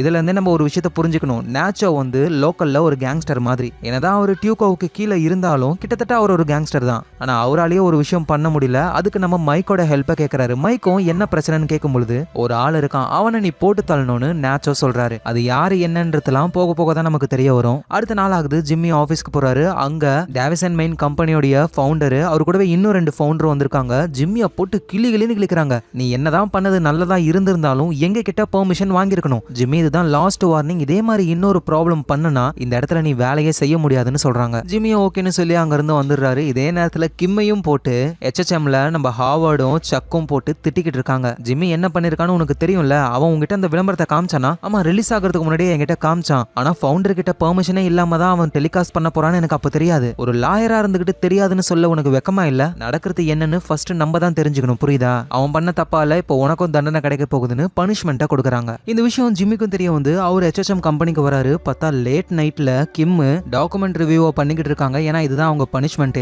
ஜிம்மி கடுப்பாகிறாரு. நான் போய் ஹாவர்ட் கிட்ட பேசுறேன்னு சொல்லும்போது நீ ஹாவர்ட் கிட்ட பேசினா அப்படின்னா அவ்வளவுதான், உனக்கும் எனக்கும் எல்லாமே முடிஞ்சிடும். ஏன்னா ஜிம்மி எனக்கு இந்த வேலை ரொம்ப முக்கியம், எனக்கு பனிஷ்மெண்ட் கொடுத்துருக்காங்க, நான் செய்யறேன், அவ்வளவுதான், இதுக்கப்புறம் நீ தப்பு பண்ணாம இரு, அது போதும்னு சொல்றாங்க. ஜிம்மி நேரா சக்க மீட் பண்ணலான்னு சக்கோட வீட்டுக்கு போறாரு. டோரை தட்டி பாக்குறாரு, கத்துறாரு. சக்கு வர மாதிரியே இல்ல. அதனால ஜிம்மி வீட்டுக்குள்ள போய் பார்க்கும்போது தான் ஆளு குளிர்ல நடுங்கிக்கிட்டு இருக்காரு. அட சக்கு, உனக்கு என்ன ஆச்சு? நான் வேணா ஹாஸ்பிட்டல் கூட்டு போட்டுமா? ஹாஸ்பிட்டல்லாம் வேணா, கொஞ்சோண்டு தண்ணி கொடுன்னு சொல்ல நம்ம ஜிம்மியும் போயிட்டு தண்ணிலாம் எடுத்துட்டு வந்து கொடுக்குறாரு. இப்ப எதுவும் பேச வேணான்னு ஜிம்மி அப்படியே வீட்லயே உட்காந்துக்கிட்டு இருக்காரு. அடுத்த நாள் ஆகுது. சக்கு கண்ணை முடிச்சு பார்க்கும்போது ஆப்போசிட்லயே ஜிம்மி உட்காந்துக்கிட்டு இருக்காரு. நான் பண்ண தப்பு, என்ன சொல்ல போனா நான் பண்ணது தப்பு கூட கிடையாது, அதுக்கு எதுக்காக கிம்முக்கு பனிஷ்மெண்ட் கொடுக்குறீங்க? எங்க பாரு ஜிம்மி, அந்த பனிஷ்மெண்ட்டுக்கும் எனக்கும் எந்த சம்பந்தமும் கிடையாது, அதை கொடுத்தது ஹாவர்டு. உனக்கு டேவிசன் மெயின்ல வேலை கிடைக்கணும்ன்றதுக்காக கிம் ஹாவர்டு கிட்ட கேட்டா. ஹாவர்டு தான் நீ ரொம்ப ரொம்ப நல்லவனு டேவிசன் மெயின்ல பேசி உனக்கு வேலை வாங்கி கொடுத்தது. ஆனா நீ அங்க ப்ராப்ளம் பண்ண, அவங்க ஹாவர்ட கேட்டாங்க, ஹாவர்டு கிம் கேட்டான். பனிஷ்மெண்ட்டையும் கொடுத்துருக்கான், இதுல என்னெல்லாம் இழுக்காத. ஜிம்மியும் கடுப்பாகிறாரு, நீங்க பண்ணது தப்பு தான். 2 பேரும் மாறி மாறி சண்டை போட்டுக்கிறாங்க. இந்த டைம்ல நேச்சோ நம்ம மைக் கிட்ட என்ன பிளான், யாரை கொல்லணும்னு பக்காவான பிளான சொல்றாரு. தூரத்துல ஒரு ஸ்டோர் தெரியுதுல, அந்த ஸ்டோருக்கு நானும் டியூக்கும் வருவோம். எங்க கிட்ட இருந்து சரக்க வாங்கினவங்க பணத்தை கொடுக்க வருவாங்க, அவங்கள மீட் பண்ணி பணத்தை நாங்க வாங்குவோம். உடனே மைக்கும் அப்பனா ஒரு 5 நிமிஷத்துல வந்துருவீங்களா? அதான் கிடையாது, எப்படியும் ஒரு 20 நிமிஷம் ஆகும். ஏன்னா அந்த டியூக்கோ பணம் கொடுக்க வந்த அந்த டீலர்ஸோட முகத்தை உத்து 10 நிமிஷத்துக்கு மேல பாத்துக்கிட்டே இருப்பான். அப்படி பார்க்கும்பொழுது அடுத்தவங்க மனசுல என்ன ஓடுதுன்னு டியூக்கோவால கண்டுபிடிக்க முடியுமா? இதான் அந்த டியூக்கோ லை டிடெக்டர்னு கார்னு சொல்லிட்டு சுத்திக்கிட்டு இருக்கான். சோ பணத்தை வாங்கிக்கிட்டு நாங்க கார்ல போவோம், நீ இன்னொரு கார்ல வந்து டியூகோவை போட்டு தள்ளு, டியூகோ இறந்து போயிட்டானா அவன் இடத்துக்கு நான் வந்துருவேன், ராஜா மாதிரி நான் இருப்பேன். ஆனா இந்த விஷயம் மைக்குக்கு சுத்தமா பிடிக்கவே இல்ல. உன்னோட பிளான்ல நான் அழகா மாட்டிப்பேன், அதுக்கு நான் என்ன சொல்றேன்னா தூரத்துல இருந்தே ஸ்னைப்பரை வச்சு டியூகோவை போட்டு தள்ளுறேன், ஆனா எனக்கு $50,000 வேணும் அப்படின்னு கேக்குறாரு. நேச்சோவும் ஓகேன்னு சொல்றாரு. சோ இப்ப மைக்கு ஒரு ஸ்னைப்பர் கன்னை வாங்கணும், அதுக்கு ஒருத்தரை பாக்குறாரு. இவர் யாருன்னு தெரியுதா? பிரேக்கிங் பேட் சீசன் 5 எபிசோடு 1ல நம்ம வால்டருக்கு மிஷின் கன்னை கொடுப்பாரு, அவர் தான் இவரு. சோ இவரோட வேலையே இல்லீகலா கன்ஸை விற்கிறது மட்டும்தான்.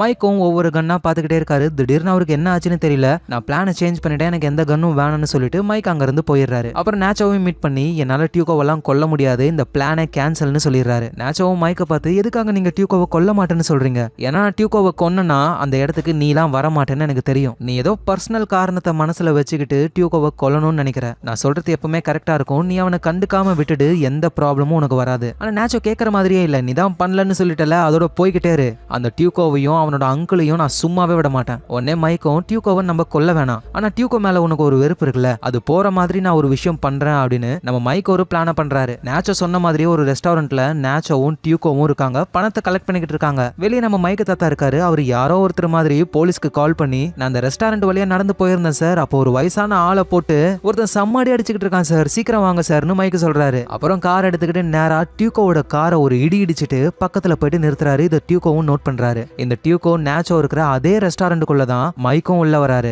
அந்த கிழவன் என் காரை இடிச்சிட்டு எதுவும் தெரியாத மாதிரி வரான் பாத்தியா அப்படின்னு டியூகோ போயிட்டு நம்ம மைக்கு தாத்தாவை பிடிச்சு என் காரை ஏன்டா இடிச்ச, உங்க காரை நான் இடிச்சனா, நாளா எந்த காரையும் இடிக்கலையே, சும்மா நடிக்காத, வெளியே நிக்குதே என் காரு, அதை நீ இடிச்ச நான் பார்த்தேன். எங்க நேச்சோவுக்கு எப்படி ரியாக்ட் பண்றதுனே தெரியல, மைக்கு என்ன பிளான் வச்சிருக்கானே தெரியல. ஆமாமா நீ டியூகோவுடைய காரை இடிச்ச, நானும் தான் பார்த்தேன், ஒழுங்கா மன்னிப்பு கேட்டு இங்க இருந்து போயிடு, டியூகோ மன்னிச்சு விட்டுருவாரு. ஆனா மைக்கு நான் எதுக்கு மன்னிப்பு கேட்கணும், உங்க கிட்ட எல்லாம் நான் மன்னிப்புலாம் கேட்க முடியாதுன்னு ரெஸ்டாரண்ட்டை விட்டு வெளியே போறாரு. பின்னாடியே டியூகோ வந்து யோ அவ்வளவு ஈஸியா நீ போயிடுவியா, என் காரை இடிச்சுட்டு எனக்கே டாட்டா சொல்றல, ஒழுங்கு மரியாதையா பணத்தை கொடு, உன் பர்ஸ் எடு. பக்கத்துல நேச்சோவும் இருக்காரு, அவர்கிட்ட ஒரு பேக் இருக்கு, இவங்க கலெக்ஷன் பண்ண பணம் எல்லாமே அதுல இருக்கு, இப்படி வெளியே ஓப்பனா இருந்தா ப்ராப்ளம்னு நேச்சோ அவரோட கார் எடுத்துக்கிட்டு போயிடுறாரு. இப்ப டியூகோவும் நம்ம மைக் தாத்தாவும் மட்டும் தான் இருக்காங்க. ஒழுங்கா பர்ஸை குடுறான்னு கேட்க மைக்கும் பர்ஸை கொடுக்குறாரு, டியூகோவும் அதை வாங்கி வச்சுக்கிறாரு. இனிமே நான் உன்னை பார்த்தேன்னு வச்சுக்கேன் அவ்வளவுதான் சொல்லிட்டு டியூகோ போகும்போது நம்ம மைக்கு டியூகோவை பிடிச்சிக்கிறாரு. உடனே டியூகோ கன் எடுத்து நீட்ட அந்த கன்னை தட்டி விட்டுறாங்க, அது கீழே போய் விழுந்துருது. அவனை ஏன் கண்ணையை தட்டி விட்டியான்ட்டு நம்ம மைக்கா பிடிச்சி டியூகோ செம்ம அடி அடிக்கிறாரு, மூஞ்சிலாம் கிழிஞ்சு ரத்தமா கொட்டுது. ஆக்சுவலா நம்ம மைக் நினைச்சிருந்தா அந்த இடத்துலயே டியூகோவை உரிச்சிருக்க முடியும். மைக்கு கிட்ட இருக்கிற ஒரே வீக்னஸ் என்னன்னா அவரால் வேகமா ஓட முடியாது. நம்ம மைக்கு தாத்தா அடி வாங்கிக்கிட்டே சைட்ல பாக்குறாரு, பார்த்தா இவர் கால் பண்ண போலீஸ் அங்க வந்துட்டாங்க. டியூகோவும் போலீஸை பார்த்துட்டு மைக் அடிக்கிறத நிறுத்திட்டாரு. ஆனா மைக்கு சும்மா இல்லாம இவ்வளவுதானடா உன்னோட சத்து, வேஸ்டா நின்னு சொல்ல டியூகோ போலீஸ் இருந்தாலும் பரவாயில்லன்னு ஓங்கி ஒண்ணு வைக்கிறாரு நம்ம மைக்கை. இதை போலீஸ் எல்லாம் பாத்துறாங்க. சோ போலீஸ் டியூகோவை அரெஸ்ட் பண்ணிடுறாங்க. சோ நைட் டைம் ஆகுது, நம்ம மைக்கு நேச்சோவை பாக்குறதுக்கு போறாரு. நேச்சோவும் மைக்கோட முகத்தை பார்த்துக்கிட்டு யோ என்னையா பண்ணி வச்சிருக்க, உன் மூஞ்செல்லாம் இப்படி கொலகொலன்னு ஆயிடுச்சு, அதுல உனக்கு என்னடா பிரச்சனை, இப்போ உன் மனசு சந்தோஷமா இருக்குமே, அந்த டியூகோ ஜெயில இருக்கான், என்ன அடிச்சத போலீஸே நேர்ல பாத்துருக்காங்க, பத்தாததுக்கு என் பர்ஸ் அவங்கிட்ட இருந்திருக்கு, கன்னு அவங்கிட்ட இருக்கு, பாவம் பயவுல வெளியே வரதுக்கே ரொம்ப கஷ்டப்பட போறான். ஆமாமா நீ சொன்னது உண்மைதான், அவனை ஜெயிலுக்குள்ள பார்க்கும்போது என் மனசுலாம் அப்படியே குளிருது, கண்டிப்பா உனக்கு நான் ஏதாவது ஒண்ணு தரணும்னு $25,000 பணத்தை கொடுக்குறாரு. நம்ம மைக்கோ அந்த பணத்தை வாங்கிக்கிறாரு. ஆனா நேச்சோ என்ன சொல்றாருன்னா நீ தேவையில்லாம டியூகோவை சீண்டிட்ட, இதனால ப்ராப்ளம் உனக்கு அதிகமா வர வாய்ப்பு இருக்கு. ஆனா மைக் எதுவும் பேசாம கார்ல அங்க இருந்து போயிடுறாரு. இப்ப கதை அப்படியே பாஸ்டுக்கு போகுது. சக்குக்கு எந்த ப்ராப்ளமும் இல்ல, இந்த எலக்ட்ரானிக் எல்லாம் அவர் அழகா தொட்டு பல்ப் எல்லாம் மாட்டுறாரு. இதெல்லாம் தாண்டி சக்குக்கு ஒரு கேர்ள் ஃப்ரெண்ட் இருக்காங்க, அவங்க பேரு ரெபேக்கா. வீட்டுக்கு நம்ம ஜிம்மியும் வராரு, ஜாலியா 3 பேரும் உட்காந்து சாப்பிட்டுக்கிட்டு இருக்காங்க. ஜிம்மி வந்து ரெபேக்கா கிட்ட செம ஜாலியா பேசுறாரு, ஜோக்ஸ் எல்லாம் அடிக்கிறாங்க.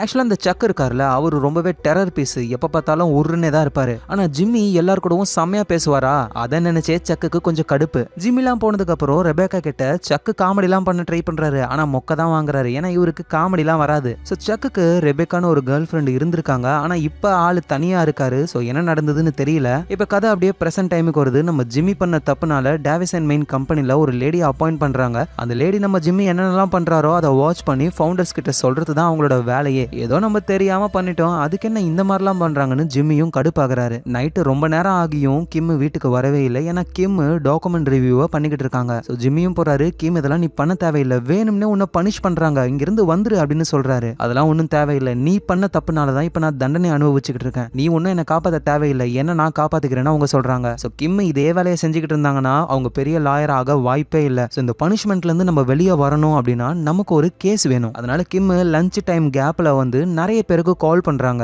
யாராவது கிளைண்ட் மாட்டுவாங்களான்னு ட்ரை பண்றாங்க. ஆனா யாரும் மாட்டவே மாட்டாங்க. இந்த டைம்ல நம்ம மைக் தத்தா பார்க்கிங்ல வேலையை பார்த்துக்கிட்டு இருக்காரு. அப்பா அவரோட டாட்டர் இன் லா ஸ்டேசி கிட்ட இருந்து கால் வருது. அவங்க வீட்டுல வந்து யாரோ ஷூட் பண்ற மாதிரி சவுண்ட் கேட்டதுன்னு சொல்லிருப்பாங்கல்ல. அதனால மைக் அவங்கள ஒரு ஹோட்டல்ல தங்க வச்சிருப்பாரு. மைக்கோட பேத்தி அந்த ஹோட்டல்ல இருக்கிற ஸ்விம்மிங் பூல்லயே விளையாடிக்கிட்டே இருக்கா. அப்புறம் மைக் நீங்க எப்ப வருவீங்க, தாத்தா எங்கன்னு அவ கேட்டுக்கிட்டே இருக்கா. இந்த மூஞ்சியை வச்சுக்கிட்டு என் பேத்திய முன்னாடி நிக்க எனக்கு ஒரு மாதிரி இருக்கு, அதனால சரியானதுக்கு அப்புறம் வரேன் அப்படின்னு மைக் சொல்றாரு. நம்ம டியூக்கோ அடிச்ச அடி அப்படி வீங்கி போயிருக்கு. அப்பன்னு பார்த்து ஜிம்மி வராரு. ஜிம்மி மைக்க பார்த்த உடனே யோ என்னையா மூஞ்சி இப்படி வீங்கி போயிருக்கு. ஆமா என்ன ஆச்சு? ஆனா மைக் எதுவும் பேசவே மாட்டாரு. என்ன எதுவும் பேச மாட்டற? ஓ ஃபைட் கிளப்போட ஃபர்ஸ்ட் ரூலே அதான்ல. அவரு ஜிம்மி பக்கத்துல ஒரு பொண்ணு இருக்கா, இந்த பொண்ணு யாருன்னு தானே கேக்குற.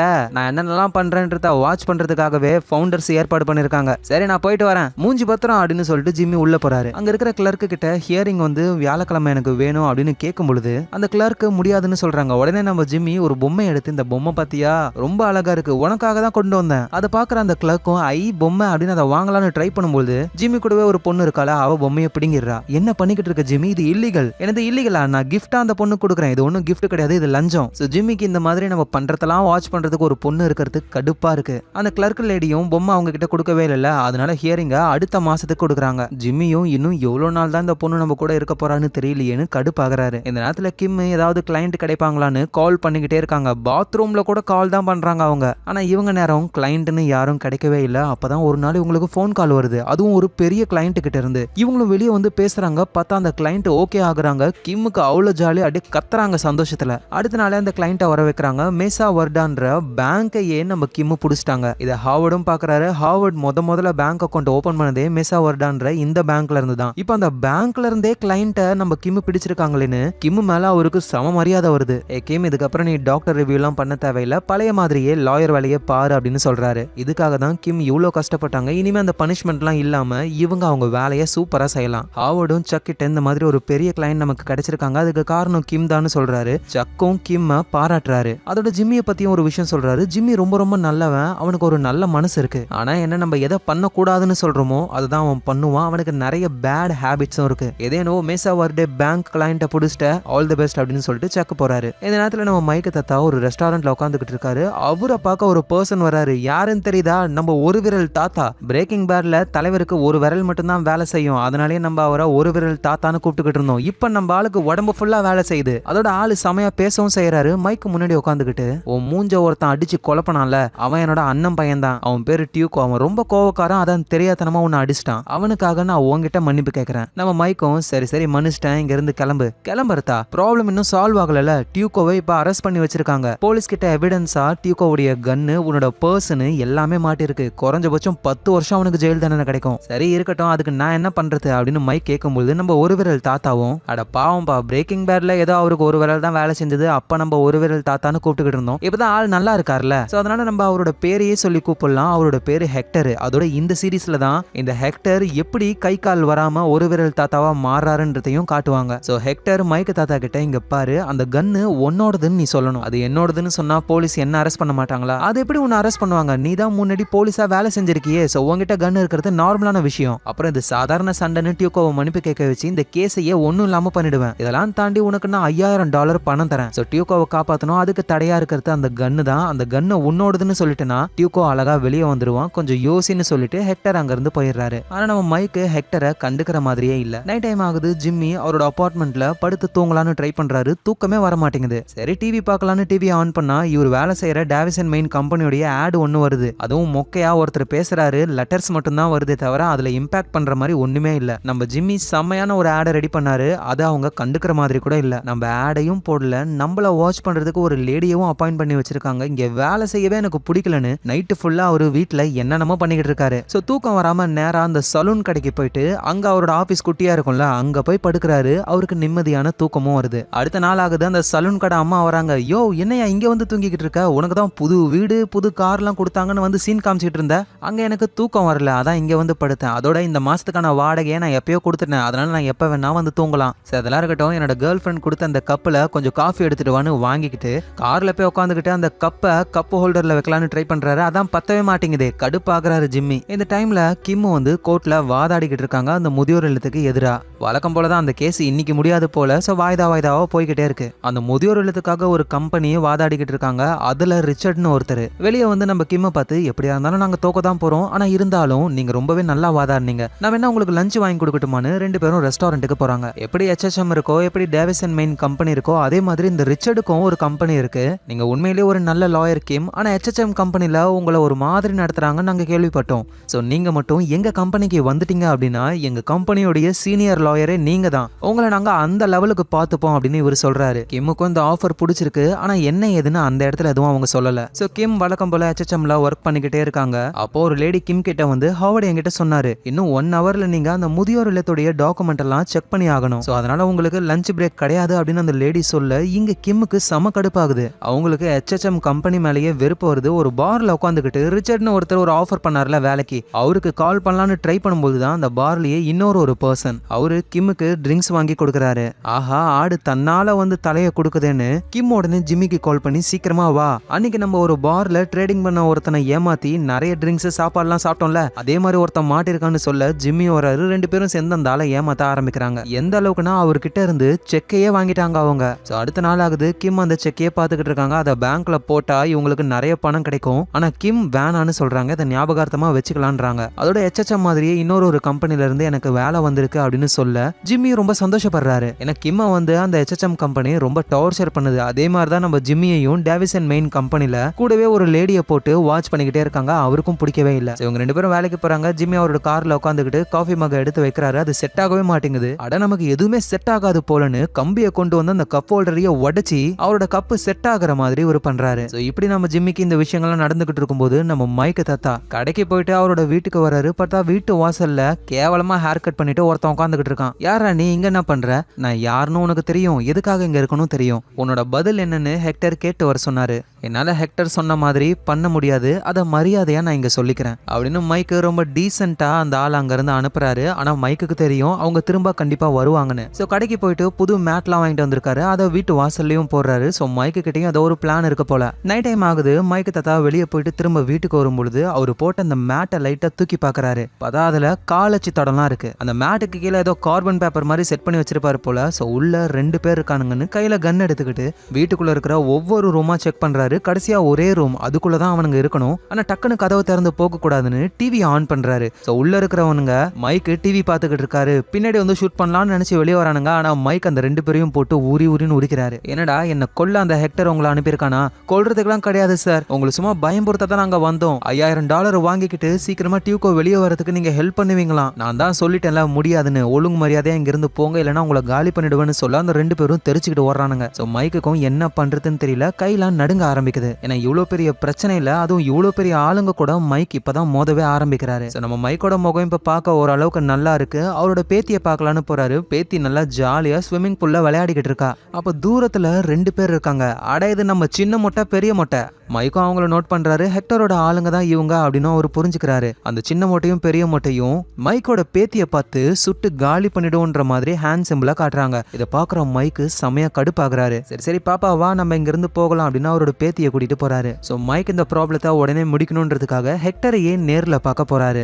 நம்ம நேச்சோ தான் மைக்கை செக் பண்றாரு. இவங்கிட்ட எந்த மைக்ரோஃபோனும் இல்ல, ஆனா ஒரு கன் இருக்கு. ஹெக்டர் உடனே கன்னை பத்திலாம் எனக்கு கவலை இல்ல, அவனை உள்ள விடு. சோ மைக்கும் வராரு. ஹெக்டர் மைக்கு கிட்ட பாத்தியா ஒரு வழி நீ என் வழிக்கு வந்துட்ட போலயே, போலீஸ் கிட்ட நீ அந்த கன்னு உன்னோடதுன்னு சொல்லணும். நீ இதுக்கு முன்னாடி போலீஸா இருந்ததுனால உன் மேல எந்த கேஸும் வராது. சோ எல்லா ப்ராப்ளமும் முடிஞ்சிரும். டியூக்கோ வெளியே வந்துருவான். உனக்கு $5000 நாங்க தரோம். ஆனா மைக்கு திரும்பவும் முடியாதுன்னு சொல்றாரு. நான் போலீஸ் கிட்ட இந்த மாதிரி சொல்லணும் அப்படின்னா எனக்கு $50,000 தாங்க. எனது $50,000 அவ்வளவுலாம் கொடுக்க முடியாது, உனக்கு $5000 அதிகம். உடனே மைக்கும் ஒழுங்கா $50,000 தரீங்களா இல்ல இங்க இருக்கிற எல்லாரோட தலையும் செதற விடட்டுமா? ஹெக்டருக்கு எதுவும் புரியல. ஏன்னா இங்க இருக்கிறது ஃபுல்லாவே ஹெக்டரோட ஆளுங்க. மைக்கு தனியா வந்திருக்காரு. ஆனா இருந்தாலும் இவ்வளவு தில்லா பேசுறாருன்னு சொல்லி சரி நீ கேட்ட $50,000 தரேன், டியூக்கோ வெளியே வந்தா எனக்கு போதும் அப்படின்னு ஹெக்டரும் சொல்றாரு. சோ மைக்கு வீட்டுக்கு போயிடுறாரு. பின்னாடியே நேச்சோ வராரு. $50,000 பணத்தை கொண்டு வந்து கொடுக்குறாரு. மைக் அதுல இருந்து பாதிக்கு பாதி பணத்தை எடுத்து நேச்சோ கிட்ட கொடுக்குறாரு. யோ இது உனக்கு சேர வேண்டிய பணம் என்கிட்ட கொடுக்குற, நீயும் நானும் டீல் போட்டிருந்தோம். அந்த டியூக்கோனால உனக்கு எந்த ப்ராப்ளமும் வராதுன்னு நான் சொல்லியிருந்தேன். ஆனா இப்ப அந்த டியூக்கோ வெளியே வந்துட போறான். திரும்பவும் உனக்கு ப்ராப்ளம் ஸ்டார்ட் ஆக போகுது. அதனால இந்த பணத்துல இருந்து பாதி உனக்கு சேர வேண்டியது அப்படின்னு சொல்லி கொடுக்குறாரு. நேச்சவும் நமக்குள்ள நடந்த விஷயம் எதுவும் வெளியே தெரியக்கூடாதுன்னு சொல்ல நமக்குள்ள என்ன விஷயம் நடந்ததுன்னு மைக்கு அந்த அளவுக்கு சீக்கிரட்டா அவருக்குள்ளேயே வச்சுக்கிறாரு. அவரை நம்பி நம்ம ஒரு விஷயம் சொன்னா அது வெளியே போக வாய்ப்பே இல்ல. சோ இப்ப கதை அப்படியே பாஸ்டுக்கு போகுது. நம்ம ஜிம்மி தம்மா துண்டு பையனா அவங்க அப்பா கடையில வேலை செஞ்சுக்கிட்டு இருக்காரு. அப்ப கடைக்கு ஒருத்தர் வந்து, சார் என் பர்ஸ் நான் தொலைச்சிட்டேன், ஒரு $10 கொடுத்தீங்கன்னா நான் அப்புறமேட்டு உங்களுக்கு அனுப்புறேன்னு கெஞ்சிக்கிட்டு இருக்காரு ஜிம்மியோட அப்பா கிட்ட. இதை பாக்குற ஜிம்மிக்கு கிளியரா புரியுது. அப்பா கொஞ்சம் இங்க வாங்கன்னு கூப்பிட்டு அந்த ஆளு சும்மா கதை கட்டிக்கிட்டு இருக்கான். அவங்க கிட்ட காசுலாம் கொடுக்காதீங்க அப்படின்னு சொல்ல, ஜிம்மி அந்த மாதிரிலாம் பேசக்கூடாது, அடுத்தவங்களுக்கு நம்ம ஹெல்ப் பண்ணோம் அப்படின்னு இவங்க அப்பா $10 கொடுக்குறாரு. அப்புறம் அப்பா அங்கிருந்து போன உடனே ஜிம்மி கலால போய் உட்கார்றாரு. அந்த $10 வாங்கினவரு, பாத்தியா தம்பி உங்க அப்பா கிட்ட இருந்து $10 உசார் பண்ணிட்டேன், என்கிட்ட நிறைய பணம் இருக்குன்னு எல்லா பணத்தையும் எடுத்து காட்டி, இந்த உலகத்துல மொத்தம் 2 வகையான மக்கள் இருக்காங்க. ஒன்னு ஆடு, இன்னொன்னு அதை வேட்டையாடுற நரி. நீ என்ன வாங்கணும்னு நீதான் முடிவு பண்ணணும்னு சொல்லிட்டு அவர் அங்கிருந்து போய்கிட்டே இருக்காரு. தம்மா துண்டு பையனா இருக்கிற ஜிம்மி அவங்க அப்பாவோட கல்லால இருந்தே நிறைய பணத்தை ஆட்டே போடுறாரு. எவன் வந்து ஏமாத்துறான், அவங்க கிட்ட தான் ஏமாறுறாருல, சொந்த பையன் என்கிட்ட ஏமாறக்கூடாதான்னு பணத்தை அப்பயே ஆட்டையே போடுறாரு. இப்ப அப்படியே பிரசன்ட் டைம்ல மைக் இப்ப டியூகோவுடைய கன்னு அவரோட கன்னு சொல்லணும். அப்படி சொன்னாதான் டியூகோவால வெளியே வர முடியும். ஆனா இவரு போய் சொன்னா போலீஸ்லாம் நம்ப மாட்டாங்கல்ல, அதுக்கு இவருக்கு ஒரு திறமையான லாயர் வேணும். அதான் நம்ம ஜிம்மி இருக்காரு. நேரா போயிட்டு அந்த கன்னு டியூகோவோடது கிடையாது, நம்ம ஜிம்மியோடது தான் அப்படின்னு பேசி சமாளிச்சு அந்த கேஸையும் முடிக்கிறாரு. அதோட ஜிம்மி மைக் கிட்ட, நான் ஒரு முக்கியமான விஷயம் சொல்றேன், அந்த டியூகோ இருக்கானே ரொம்ப மோசமானவன், என்னையே கொல்ற அளவுக்கு வந்தான் தெரியுமா. அப்புறம் 2 ஸ்கேட் போர்டு ஓடுற பசங்க என் கண்ணு முன்னாடி அவனுங்க காலை உடைச்சான் அவன், அதனால அந்த ஆளுங்க கிட்ட இருந்து கொஞ்சம் தள்ளியே இருன்னு சொல்றாரு. மைக்கும் சரி சரி நான் தனியா அந்த லிஃப்ட்ல போறேன், அடுத்த லிஃப்ட்ல வான்னு சொல்லிட்டு நம்ம ஜிம்மியை விட்டு அவர் போறாரு. ஜிம்மி இப்ப கிம்முக்கு கால் பண்ணி, என்ன HHM விட்டு நின்னியா இல்லையா, இன்னும் நான் ஹாவர்ட் கிட்ட பேசலாம், ஆனா சீக்கிரமாவே இந்த கம்பெனியை விட்டு நான் போயிடுவேன் அப்படின்னு கிம் சொல்றாங்க. சோ நம்ம ஜிம்மி மனசுலயும் ஒரு விஷயம் ஓடுது, நம்மளும் எதுக்கு இந்த டேவிஸ் அண்ட் மெயின் கம்பெனில வேலை செய்யணும், பேசாம வேலையை விட்டு நின்னுலாம் அப்படின்னு ஆபீஸ்ல இருக்கிற ஒருத்தர் கிட்ட பேசும்போதுதான் ஒரு விஷயத்தையே அவர் புரிஞ்சுக்கிறாரு. நம்மளா இந்த வேலையை விட்டு நின்னா அவங்க கொடுத்த போனஸ் பணத்தெல்லாம் திரும்ப கொடுக்கணும் நம்ம. இதுவே அந்த கம்பெனியே நம்மள வேலையை விட்டு தூக்குனா அந்த போனஸ் பணத்தை நம்ம கொடுக்க தேவையில்லை. ஜிம்மி அந்த போனஸ் பணத்தை கொடுக்காத மாதிரி அவங்களே நம்மள வேலையை விட்டு அனுப்புறதுக்காக ஒரு பிளானையும் பண்றாரு. பிரேக்கிங் பேட் சீரீஸ்ல நம்ம ஜிம்மி கலர் கலரா ட்ரெஸ் போட்டிருப்பாரு. ஆனா இந்த சீரீஸ் ஃபுல்லாவே அவரு பிளாக் கோட்ல மட்டும் தான் இருக்காரு. ஏன்னா லாயர்ஸ் எப்பவுமே பிளாக் கோட்ல தான் இருக்கணும்னு ஒரு எழுதப்படாத ரூல் ஒன்னு இருக்கு. சோ ஜிம்மியும் யோசிச்சுக்கிட்டே ரோட்ல போகும்போது தான் காத்துல ஆடுற ஒரு பொம்மையை பாக்குறாரு. அது நல்லா கலர்ஃபுல்லா இருக்கு. நம்ம போடுற ட்ரெஸ்ஸை பார்த்துட்டு இவனுங்களே நம்மள வேலையை விட்டு தூக்க போறாங்கன்னு கலர் கலரா ட்ரெஸ்ஸை வாங்கிட்டு வந்து அதை போட்டுக்கிட்டு சீனா வராரு. இன்னொரு விஷயம் என்னன்னா, பர்சனலா ஜிம்மிக்கு இந்த மாதிரி கலர் கலரா ட்ரெஸ்ஸை போடுறது ரொம்ப ரொம்ப பிடிச்சிருக்கு. சோ கிளைண்ட் முன்னாடி நம்ம ஆளு கலர் கலரா போட்டு நிக்கிறாரா, டேவிஸ் அண்ட் மெயின் கம்பெனி ஃபவுண்டருக்கு என்ன பண்றதுன்னு தெரியல. கொஞ்சம் கொஞ்சமா நம்ம ஜிம்மி மேல வெறுப்பு வருது அவங்களுக்கு. அதுதான் ஜிம்மிக்கும் வேணும். இவங்க வெறுப்பாகி நம்ம ஜிம்மியை வேலையை விட்டு அனுப்பணும். சோ அதனால என்னென்ன பண்ண முடியுமோ எல்லா வேலையும் பாக்குறாரு. ஆபீஸ்ல ஜூஸ் போடுற மிஷினை கொண்டு வந்து செம்ம சவுண்டு, கிளைண்ட்டுக்காக ஜூஸ் போடுறேன்னு அந்த ஜூஸ் எல்லாம் கிளைண்ட் மேலேயே வேற தெரிக்க விடுறாரு. அப்புறம் ஆபீஸ்ல சும்மா இல்லாம பிபி எல்லாம் வாங்கிட்டு வந்து சத்தமா ஊதி டார்ச்சர் பண்றாரு எல்லாரையும். அந்த ஃபவுண்டரும் கடுப்பாகி ஜிம்மியை வேலையை விட்டு தூக்குறாரு. ஜிம்மியும் அப்படியே சீனா வெளியே வராரு. ஜிம்மியை வாட்ச் பண்றதுக்குன்னு ஒரு பொண்ணு இருப்பால, அந்த பொண்ணு குடிச்சிட்டு இருக்கா பாவம் ஜூஸ், அதை புடிங்கி குப்பை தொட்டில போட்டு என்னையா வாட்ச் பண்ற மண்டையை உடைச்சிருன்னு சொல்லிட்டு போறாரு ஆளு. அப்புறம் ஜிம்மி கிம்ம மீட் பண்ணி, நீ HHM விட்டு நிக்க போற, அதோட ஏதோ ஒரு மண்டைங்கிட்ட போய் நீ வேலை செய்ய போற, அதுக்கு நான் ஒரு செம்ம ஐடியா தரேன்னு ஒரு விசிட்டிங் கார்டை காட்டுறாரு. நம்ம ஏன் சொந்தமா ஒரு கம்பெனியை உருவாக்க கூடாது, நீயும் நானும் பார்ட்னர்ஸ், என்ன சொல்ற அப்படின்னு ஒரு கேட்க, கிம்முக்கு இது ஒரு நல்ல ஐடியாவா தோணுது, ஆனா இருந்தாலும் வேணாம் அப்படின்ற மாதிரி சொல்றாங்க. சரி பரவாயில்லன்னு நம்ம ஜிம்மியே ஒரு சோலோ லாயரா கம்பெனியா ஓபன் பண்ண போறாரு. இந்த கிம்மும் அந்த ரிச்சர்ட்னு ஒருத்தர் வேலைக்கு இன்வைட் பண்ணிருந்தாருல, அவரை மீட் பண்ணி இன்டர்வியூவுக்கு போறாங்க. ஆக்சுவலா நம்ம கிம்மும் ஜிம்மியும் மெயில் ரூம்ல இருந்து தான் அவங்க வேலையை ஸ்டார்ட் பண்ணாங்க. சோ அதுக்கப்புறம் கிம் காலேஜுக்கு போயிட்டு லா படிச்சாங்க, ஒரு லாயர் ஆனாங்க. ஜிம்மி வந்து ஆன்லைன்லயே படிச்சு அவர் லாயர் ஆயிட்டாரு. இந்த இன்டர்வியூல கூட கிம்ம பார்த்து, நீங்க மெயில் ரூம்ல இருந்து தான் வேலையை ஸ்டார்ட் பண்ணீங்களான்னு ஒரு மாதிரி கேக்குறாங்க. சோ கிம்முக்கு புரிய வருது, எப்படி HHMல நம்மள நடத்துறாங்களோ அதே மாதிரி தான் இவங்களும் நடத்த போறாங்கன்னு. சோ கிம்மும் யோசிக்கிறாங்க. அப்பதான் நம்ம ஜிம்மி கொடுத்த விசிட்டிங் கார்டு அவங்க கிட்ட இருக்கு, அதை அப்படியே 2 துண்டா உடைக்கிறாங்க. அப்புறம் நேரா ஜிம்மியை வந்து மீட் பண்ணி, இங்க பாரு என்கிட்ட ஒரு செம்ம ஐடியா இருக்கு, நீ நானும் பார்ட்னரெல்லாம் இருக்க தேவையில்லை, நீ தனி லாயரா இரு, நான் தனி லாயரா இருக்கேன், ஆனா நம்ம 2 பேரோட ஆபீஸும் ஒரே இடத்துல வச்சுக்கலாம். சோ ஆபீஸோட ரெண்ட், கரண்ட் பில்லு எல்லாமே நம்ம ஷேர் பண்ணிக்கலாம், தனித்தனியா வேலை பார்க்கலாம், என்ன சொல்றேன்னு கேட்க ஜிம்மிக்கும் என்ன சொல்றதுன்னு தெரியல. ஆளு உத்து பாத்துக்கிட்டு இருக்காரு. ஜிம்மியும் உட்காந்து பேசிக்கிட்டு இருக்காங்க. நீ என்ன பண்ற, நாளைக்கே HHM விட்டு நின்னுடு, இதுக்கப்புறம் நம்ம யாருக்கிலையும் வேலை செய்ய தேவையில்ல, நம்ம தான் முதலாளி, நம்ம இஷ்டத்துக்கு ஜாலியா இருக்கலாம் அப்படின்னு இவர் சொல்றாரு. அடுத்த நாள் ஆகுது. கிம் HHM ஆபீஸ்க்கு போறாங்க. அங்க ஹாவர்டை மீட் பண்ணி, இந்த மாதிரி நான் இதுக்கப்புறம் வேலை செய்ய போறது இல்லைன்னு சொல்றாங்க. அந்த ஹாவர்டும் அவ்வளவா பெருசா கண்டுக்கவே இல்லை. சரி ஓகே, இதுக்கப்புறம் நீ எங்க இருந்தாலும் நல்லா இருக்கணும் அப்படின்ற மாதிரி தான் சொல்றாரு. ஆனா இங்க தான் ஒரு பெரிய விஷயமே கிம்முக்கு தெரிய வருது. கிம்மு தான் ரொம்ப கஷ்டப்பட்டு நிறைய கால்ஸை பண்ணி மேசா வர்டேன்ற பேங்க் கிளைண்ட்ஸை பிடிச்சிருப்பாங்க. ஆனா இப்ப இவங்க வேலையை விட்டு போறாங்கல்ல, சோ அந்த கிளைண்ட்ஸ் வந்து HHMலயே தான் இருப்பாங்க. ஆனா கிம் இப்ப தனியா லாயரிங் பண்ண போறாங்க. அவங்களுக்கு ஒரு பெரிய கிளைண்ட் வேணும், அதனால மேசா வர்டே பேங்க் கிளைண்ட்ஸை அவங்க பக்கம் இழுக்கலான்னு பேச்ச போட ஆரம்பிக்கிறாங்க. ஆரம்பிக்கிறாங்க. இந்த நேரத்துல நம்ம மைக் இருக்காருல, அவருக்கு ஹெக்டர் மேல செம காண்டு. ஏன்னா பெரிய மொட்டையும் சின்ன மொட்டையும் அனுப்பி மைக் தாத்தாவோட பேத்தியவே சுற்றுவேன் அப்படின்ற மாதிரி பண்ணாங்கல்ல. அதனால மைக் தாத்தா ஹெக்டர் டியூகோவுடைய பிசினஸ்லாம் எப்படி நடக்குது, சரக்கை எப்படி ஒரு இடத்துல இருந்து இன்னொரு இடத்துக்கு கொண்டு போறாங்கன்னு எல்லாத்தையும் நோட் பண்ண ஆரம்பிக்கிறாரு. அட சரக்குன்னு நான் எதை சொல்றேன்னு தெரியுதா? மெத்தை தான். இப்பொழுதைக்கு ஊருக்குள்ள கிடைக்கிற மெத்தை எல்லாமே ரொம்ப மொக்கையான மெத்து தான். ஒரு 40ல இருந்து 60% வரைக்கும் தான் பியூரா இருக்கும். சோ அந்த லெவல் சரக்கு தான் இப்பொழுதைக்கு ஓடிக்கிட்டு இருக்கு. கரெக்டா இந்த டைம்ல வால்டர் ஒரு சாதாரண கெமிஸ்ட்ரி வாதியாரு அவரோட ஃபேமிலி கூட சந்தோஷமா வாழ்ந்துகிட்டு இருக்காரு. அவ்வளவுதான். சோ அடுத்த நாள் ஆகுது. கிம் அந்த பேங்க் கிளையன்ட்ஸை மீட் பண்றாங்க. உங்களோட கேஸை என்கிட்ட கொடுங்க, ஹெச்எச்எம் கிட்ட வேணான்னு சொல்றாங்க. இங்க பாருமா, ஹெச்எச்எம்ல நிறைய லாயர்ஸ் இருக்காங்க, நீ ஒரு ஆளா இருந்துகிட்டு எப்படி எங்க கேஸை சமாளிப்ப? அதே தான் சார் நானும் சொல்றேன். ஹெச்எச்எம்ல நிறைய பேர் இருக்காங்க, அதோட நீங்க ஒன்னும் மெயினான கிளையண்ட் கிடையாது, உங்களை தாண்டி நிறைய பேர் இருக்காங்க. ஆனா எனக்கு நீங்க மட்டும் தான் பெரிய கிளையண்ட். சோ உங்களோட டாக்ஸ் அது இதுன்னு எல்லாத்தையுமே நானே பார்த்துப்பேன். யோசிச்சு பாருங்க, உங்க ஃபைல் எல்லாம் வேலையா செய்யறவங்களுக்கும் அதை சேவையா செய்யறவங்களுக்கும் வித்தியாசம் இருக்குல்ல.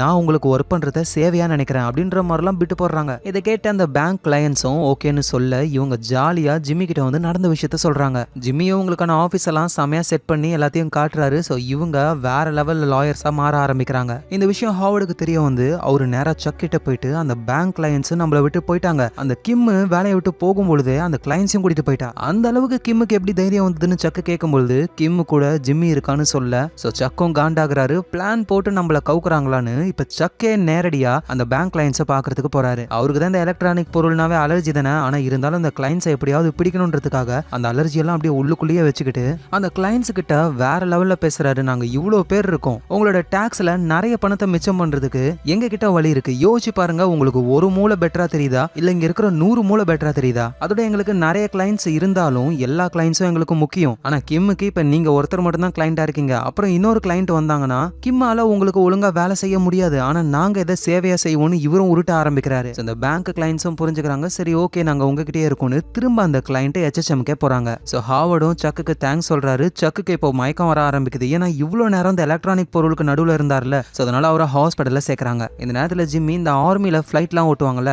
அந்த இடத்துக்கு போறாரு. ஒரு வயசான ஆளை வீல் சேர்ல தள்ளிக்கிட்டு, இந்த வயசானவர் வேர்ல்டு வார் 2ல பாம்பர் ஃபிளைட்டை ஓட்டினவர் அப்படின்னு சொல்லி ஏமாத்தி உள்ள போயிட்டு கூடவே அந்த விஸ்காம் பசங்க வந்திருக்கானுங்க, அவனுங்கள வச்சு ஒரு ஆடை இவரு ஷூட் பண்றாரு. அப்ப அவருக்கு ஒரு ஃபோன் கால் வருது. சக்க பாத்துக்கிற ஒரு பையன், நம்ம ஜிம்மி தான் அவரை ஏற்பாடே பண்ணிருப்பாரு. உங்க பிரதர் சக்கு ஆபீஸ்க்கு போயிட்டு எலக்ட்ரானிக் பொருள் கிட்ட ரொம்ப நேரம் இருந்தாரா, இப்ப அவரை ஹாஸ்பிட்டல் அட்மிட் பண்ணிருக்கோம், நைட்டு நான் வீட்டுக்கு கொண்டு வந்துருவேன், வந்து ஒரு தடவை வேணா பாருங்க அப்படின்னு அவரு சொல்றாரு. நம்ம ஜிம்மியும் சரி சரி வரேன் அப்படின்னு சொல்லிட்டு ஷூட்டிங் எல்லாம் முடிச்சுட்டு கிம்ம பார்க்க போகும்போது கிம் சோகமா இருக்காங்க. ஏ கிம், என்ன ஆச்சு சோகமா இருக்க? அந்த பேங்க் கிளையன்ஸ் இருக்காங்கல்ல, என்கிட்ட வந்தவங்க திரும்ப போயிட்டாங்க. உன்னோட பிரதர் சக்கு என்னென்னமோ பேசி அவங்கள திரும்பவும் HHMக்கே கூட்டிட்டு போயிட்டான். சோ ஜிம்மியும் கிம்ம சமாதானப்படுத்துறாரு. நீ ஒன்னும் கவலைப்படாத, இந்த கிளையண்ட் இல்லைன்னா என்ன, உனக்கு நிறைய கிளையண்ட் கிடைப்பாங்க அப்படின்னு ஜிம்மி சொல்லிட்டு சரி சக்க பார்க்கலான்னு வீட்டுக்கு போறாரு. சக்க அங்க மயக்கத்துல இருக்காரு ஆளு. அதோட அங்கதான் அந்த பேங்க் கிளையன்ஸோடைய ஃபைல் டீடைல் எல்லாமே இருக்கு. சோ ஜிம்மியும் ஒரு பிளான போடுறாரு. அந்த ஃபைல் எல்லாம் கொண்டு போயிட்டு அதுல இருக்கிற நம்பர் எல்லாம் மாத்தி இருக்கிற மாதிரி கட் பண்ணி ஒட்டி அதை ஜெராக்ஸ் எடுத்து ஃபேக்கான ஒரு டாக்குமெண்ட்டை ரெடி பண்ணி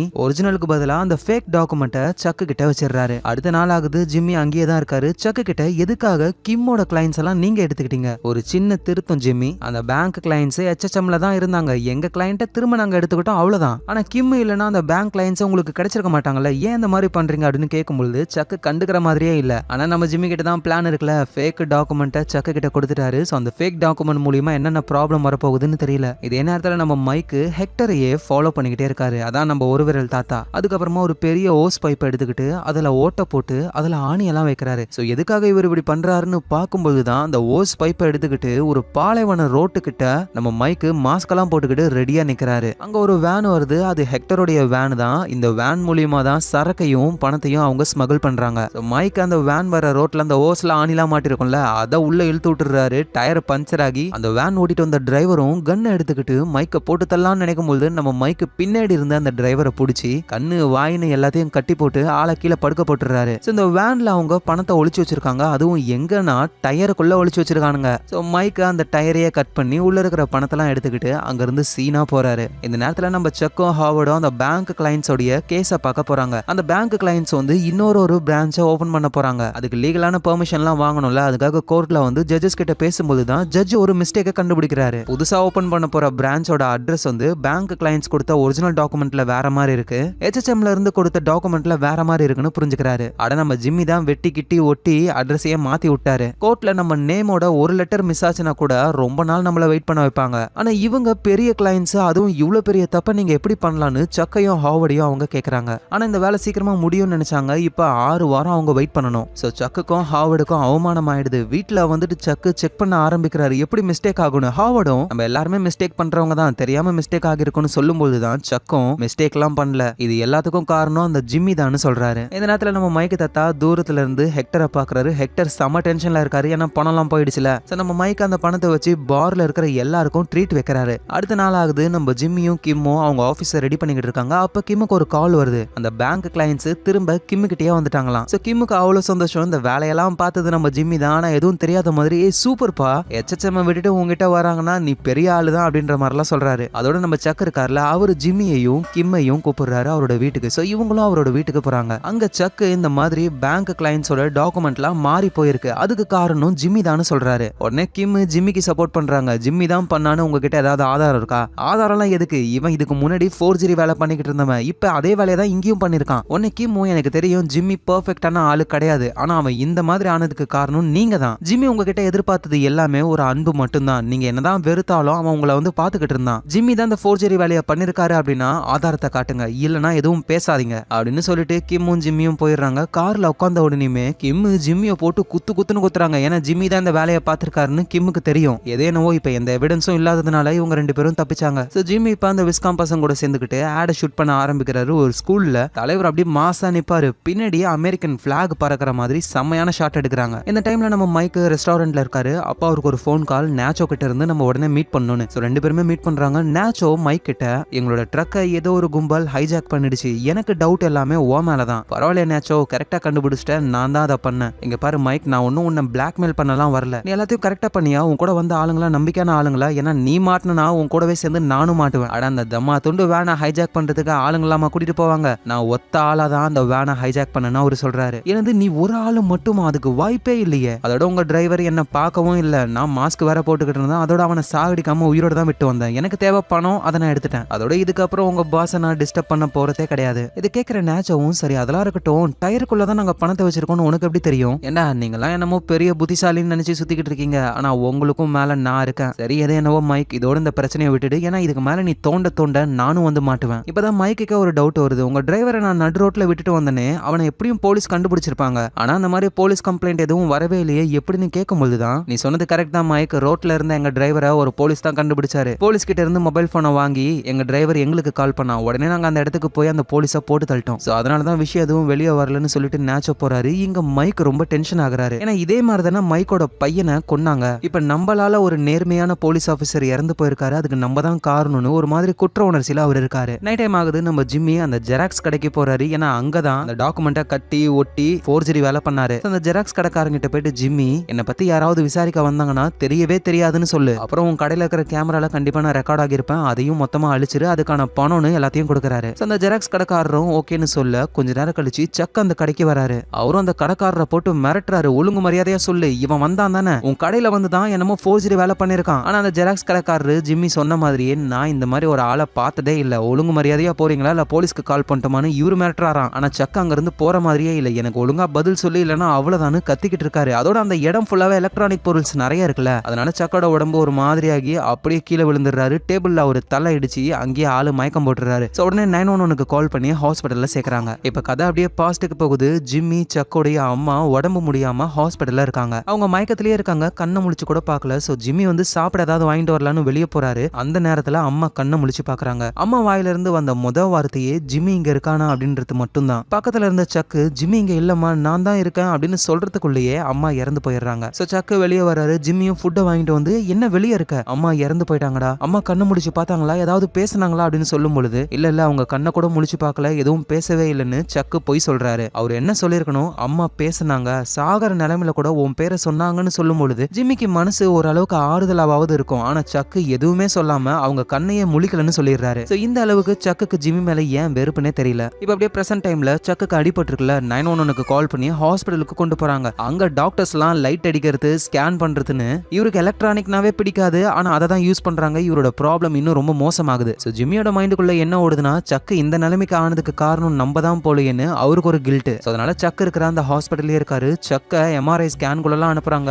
ஆளுக்கு என்னென்னமோ இல்யூஷன்லாம் வருது. இந்த எலக்ட்ரிசிட்டி எலக்ட்ரிசிட்டினால சக்குக்கு அலர்ஜி இருக்குல்ல, அது அவரோட மைண்டுக்குள்ள இருக்கிற ஒரு ப்ராப்ளம். உண்மையிலேயே அந்த எலக்ட்ரிசிட்டி அவரை எதுவும் பண்ணாது. இது எல்லாமே அவரோட கற்பனை தான். ஜிம்மியும் அந்த ஹாஸ்பிட்டல்லே வெயிட் பண்ணிக்கிட்டு இருக்காரு. கிம்மும் அங்க வராங்க. அப்போ ஹாஸ்பிட்டல்ல இருந்த டிவில ஒரு விளம்பரம் ஓடுது. நம்ம ஜிம்மியோட விளம்பரம் தான். அவர் யார் யாரை வச்சுலாம் ஷூட் பண்ணாரோ அவங்க எல்லாரும் வராங்க. நமக்கு ஒரு ப்ராப்ளமா இருக்கவே இருக்காரு. உடனே கால் பண்ணுங்க ஜிம்மின்னு நம்ம ஆளு சீனா அமெரிக்கன் பிளாக் முன்னாடி நின்னார்ல, அந்த ஷாட்ல அப்படியே ஜிம்மியோட போன் நம்பர் போட்டு அந்த விளம்பரமே வேற லெவல்ல இருக்கு. அதை கிம்மும் பார்த்து உண்மையிலேயே ஆட் வேற லெவல்னு சொல்றாங்க. ஆனா ஜிம்மி இப்ப அந்த மைண்ட் செட்லயே இல்ல. அவரோட மைண்ட் ஃபுல்லாவே சக்குக்கு என்ன ஆகுமோ அப்படின்னு தான் தோணுது. ஸோ டாக்டர்ஸும் வராங்க. எல்லா டெஸ்ட்டும் எடுத்து பார்த்தாச்சு. சக்குக்கு எந்த ப்ராப்ளமும் இல்ல, சீக்கிரமாவே அவரை வீட்டுக்கு அனுப்பிடலாம்னு சொல்றாங்க. ஜிம்மியும் சக்கை வீட்டுக்கு கொண்டு வந்து விட்டுட்டு அங்க இருந்து அவர் போன உடனே சக்கு கராஜ்ல போயிட்டு ஏதோ ஒரு பொருளை தேடுறாரு. ஸோ ஜிம்மியும் வழக்கம் போல அவரோட வேலை எல்லாம் பார்த்துக்கிட்டு இருக்கும்போது ஹாவர்ட் கிட்ட இருந்து கால் வருது. இது எல்லாத்துக்கும் காரணம் நீதானா? என்ன சொல்றீங்க? எனக்கு புரியவே இல்ல. உங்க அண்ணன் சக்கு HHM பார்ட்னர்ஷிப்ல இருந்து வெளியே போக போறாராம். இனிமே இந்த கம்பெனியோட பேரு HH, அவ்வளவுதான். ஜிம்மிக்கு புரியல. நம்ம எவ்வளவோ தடவை சொல்லி பார்த்துட்டோம், ஆனா HHM விட்டு வெளியே வரவே இல்லை நம்ம அண்ணன். ஆனா இப்ப எதுக்காக வெளியே வரணும்னு நினைக்கிறாருன்னு சக்கையே பார்க்க போறாரு ஜிம்மி. அங்க போயிட்டு சக்கு கிட்ட ஏன் இந்த மாதிரி பண்றேன்னு கேட்கும்போது தான் சக்கு அப்படியே ரொம்ப எமோஷனலா பேசுறாரு. எனக்கு இருக்கிற இந்த ப்ராப்ளத்தினால பாத்தியா நான் எவ்வளவு தப்பு பண்ணிக்கிட்டு இருக்கேன்னு, நான் பைத்தியமாவே ஆயிட்டேன். அந்த பேங்க் கிளைண்ட்ஸோட நம்பர் எல்லாம் நான் மாத்தி வச்சிருக்கேன் அப்படின்னா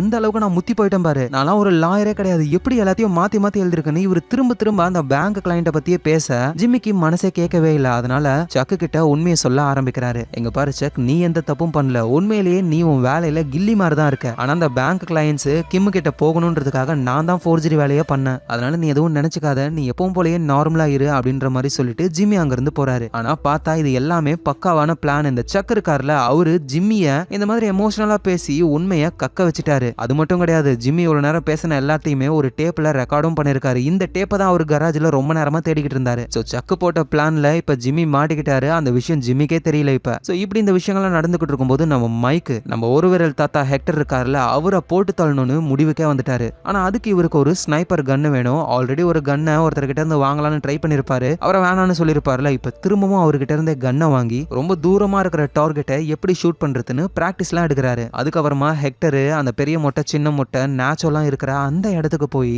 தூரத்துல இருந்து ஸ்னைப்பர்ல அந்த ஹெக்டரை போட்டு தள்ளலான்னு பாயிண்ட் பண்றாரு. ஆனா குறுக்க இந்த நேச்சோ வராரா, நம்ம மைக்கால நேச்சோவை ஷூட் பண்ண முடியாது. கரெக்டான எய்முக்காக வெயிட் பண்ணிக்கிட்டு இருக்காரு. இந்த சின்ன மொட்டையும் பெரிய மொட்டையும் யாரையோ கொன்னு அந்த இடத்துல புதைச்சிக்கிட்டு இருக்காங்க. நம்ம மைக்குக்கு அவங்கலாம் ஒரு ஆளே கிடையாது. ஹெக்டரை போட்டு தள்ளணும், அதுக்காக வெயிட் பண்ணிக்கிட்டே இருக்காரு. கரெக்டான எய்மும் கிடைக்குது. அப்போ மைக்கோட கார்ல ஹாரன் அடிக்க ஆரம்பிக்குது. மைக்கு எதுவும் புரியல. டக்குன்னு ஒரு கார் கிட்ட போனா கட்டையாலேயே ஹாரன் அடிக்கிற மாதிரி யாரோ செட் பண்ணி வச்சிருக்காங்க. அதோட காரோட விண்ட்ஷீல்டுல டோன்ட் அப்படின்னு எழுதிருக்காங்க, அதாவது ஹெக்டரை கொல்லாதன்னு. மைக்கு எதுவும் புரியல. நம்ம பிளான ரொம்ப சீக்கிரட்டா போட்டிருக்கோம், ஆனா நம்மளையே வாட்ச் பண்ற அளவுக்கு யாரோ ஒருத்தங்க இருக்காங்க. அது யாரா இருக்கும்னு மைக்கு சுத்தி முத்தி பாக்குறாரு. சோ அது யாரா இருக்கும், எதுக்காக மைக்கு ஹெக்டரை கொல்ல போகும்போது கொல்ல வேணான்னு சொல்றாரு? அந்த பர்சன் யாருன்னு கெஸ் பண்ணிட்டீங்களா? பிரேக்கிங் பேட் சீரிஸோடைய ஒரு முக்கியமான கேரக்டர் தான் அது. கெஸ் பண்ணியிருந்தா கீழே கமெண்ட்ல சொல்லுங்க. ஆனா நான் உங்ககிட்ட அது யாருன்னு அடுத்த சீசன்ல தான் சொல்லுவேன். இதோட இந்த சீசன் முடியுது. சோ நீங்க பாத்துக்கிட்டு இருக்கிறது ஃபிலிம் ரோல். யாரெல்லாம் சப்ஸ்கிரைப் பண்ணலையோ மறக்காம உங்க ஃபிலிம் ரோலை சப்ஸ்கிரைப் பண்ணி உங்க சப்போர்ட் கொடுங்க. ஏன்னா உங்க எல்லாரோட சப்போர்ட் தான் பூஸ்ட் மாதிரி. நாளைக்கு நம்ம வேற லெவல் எபிசோட்ல பார்க்கலாம். Lots of love guys.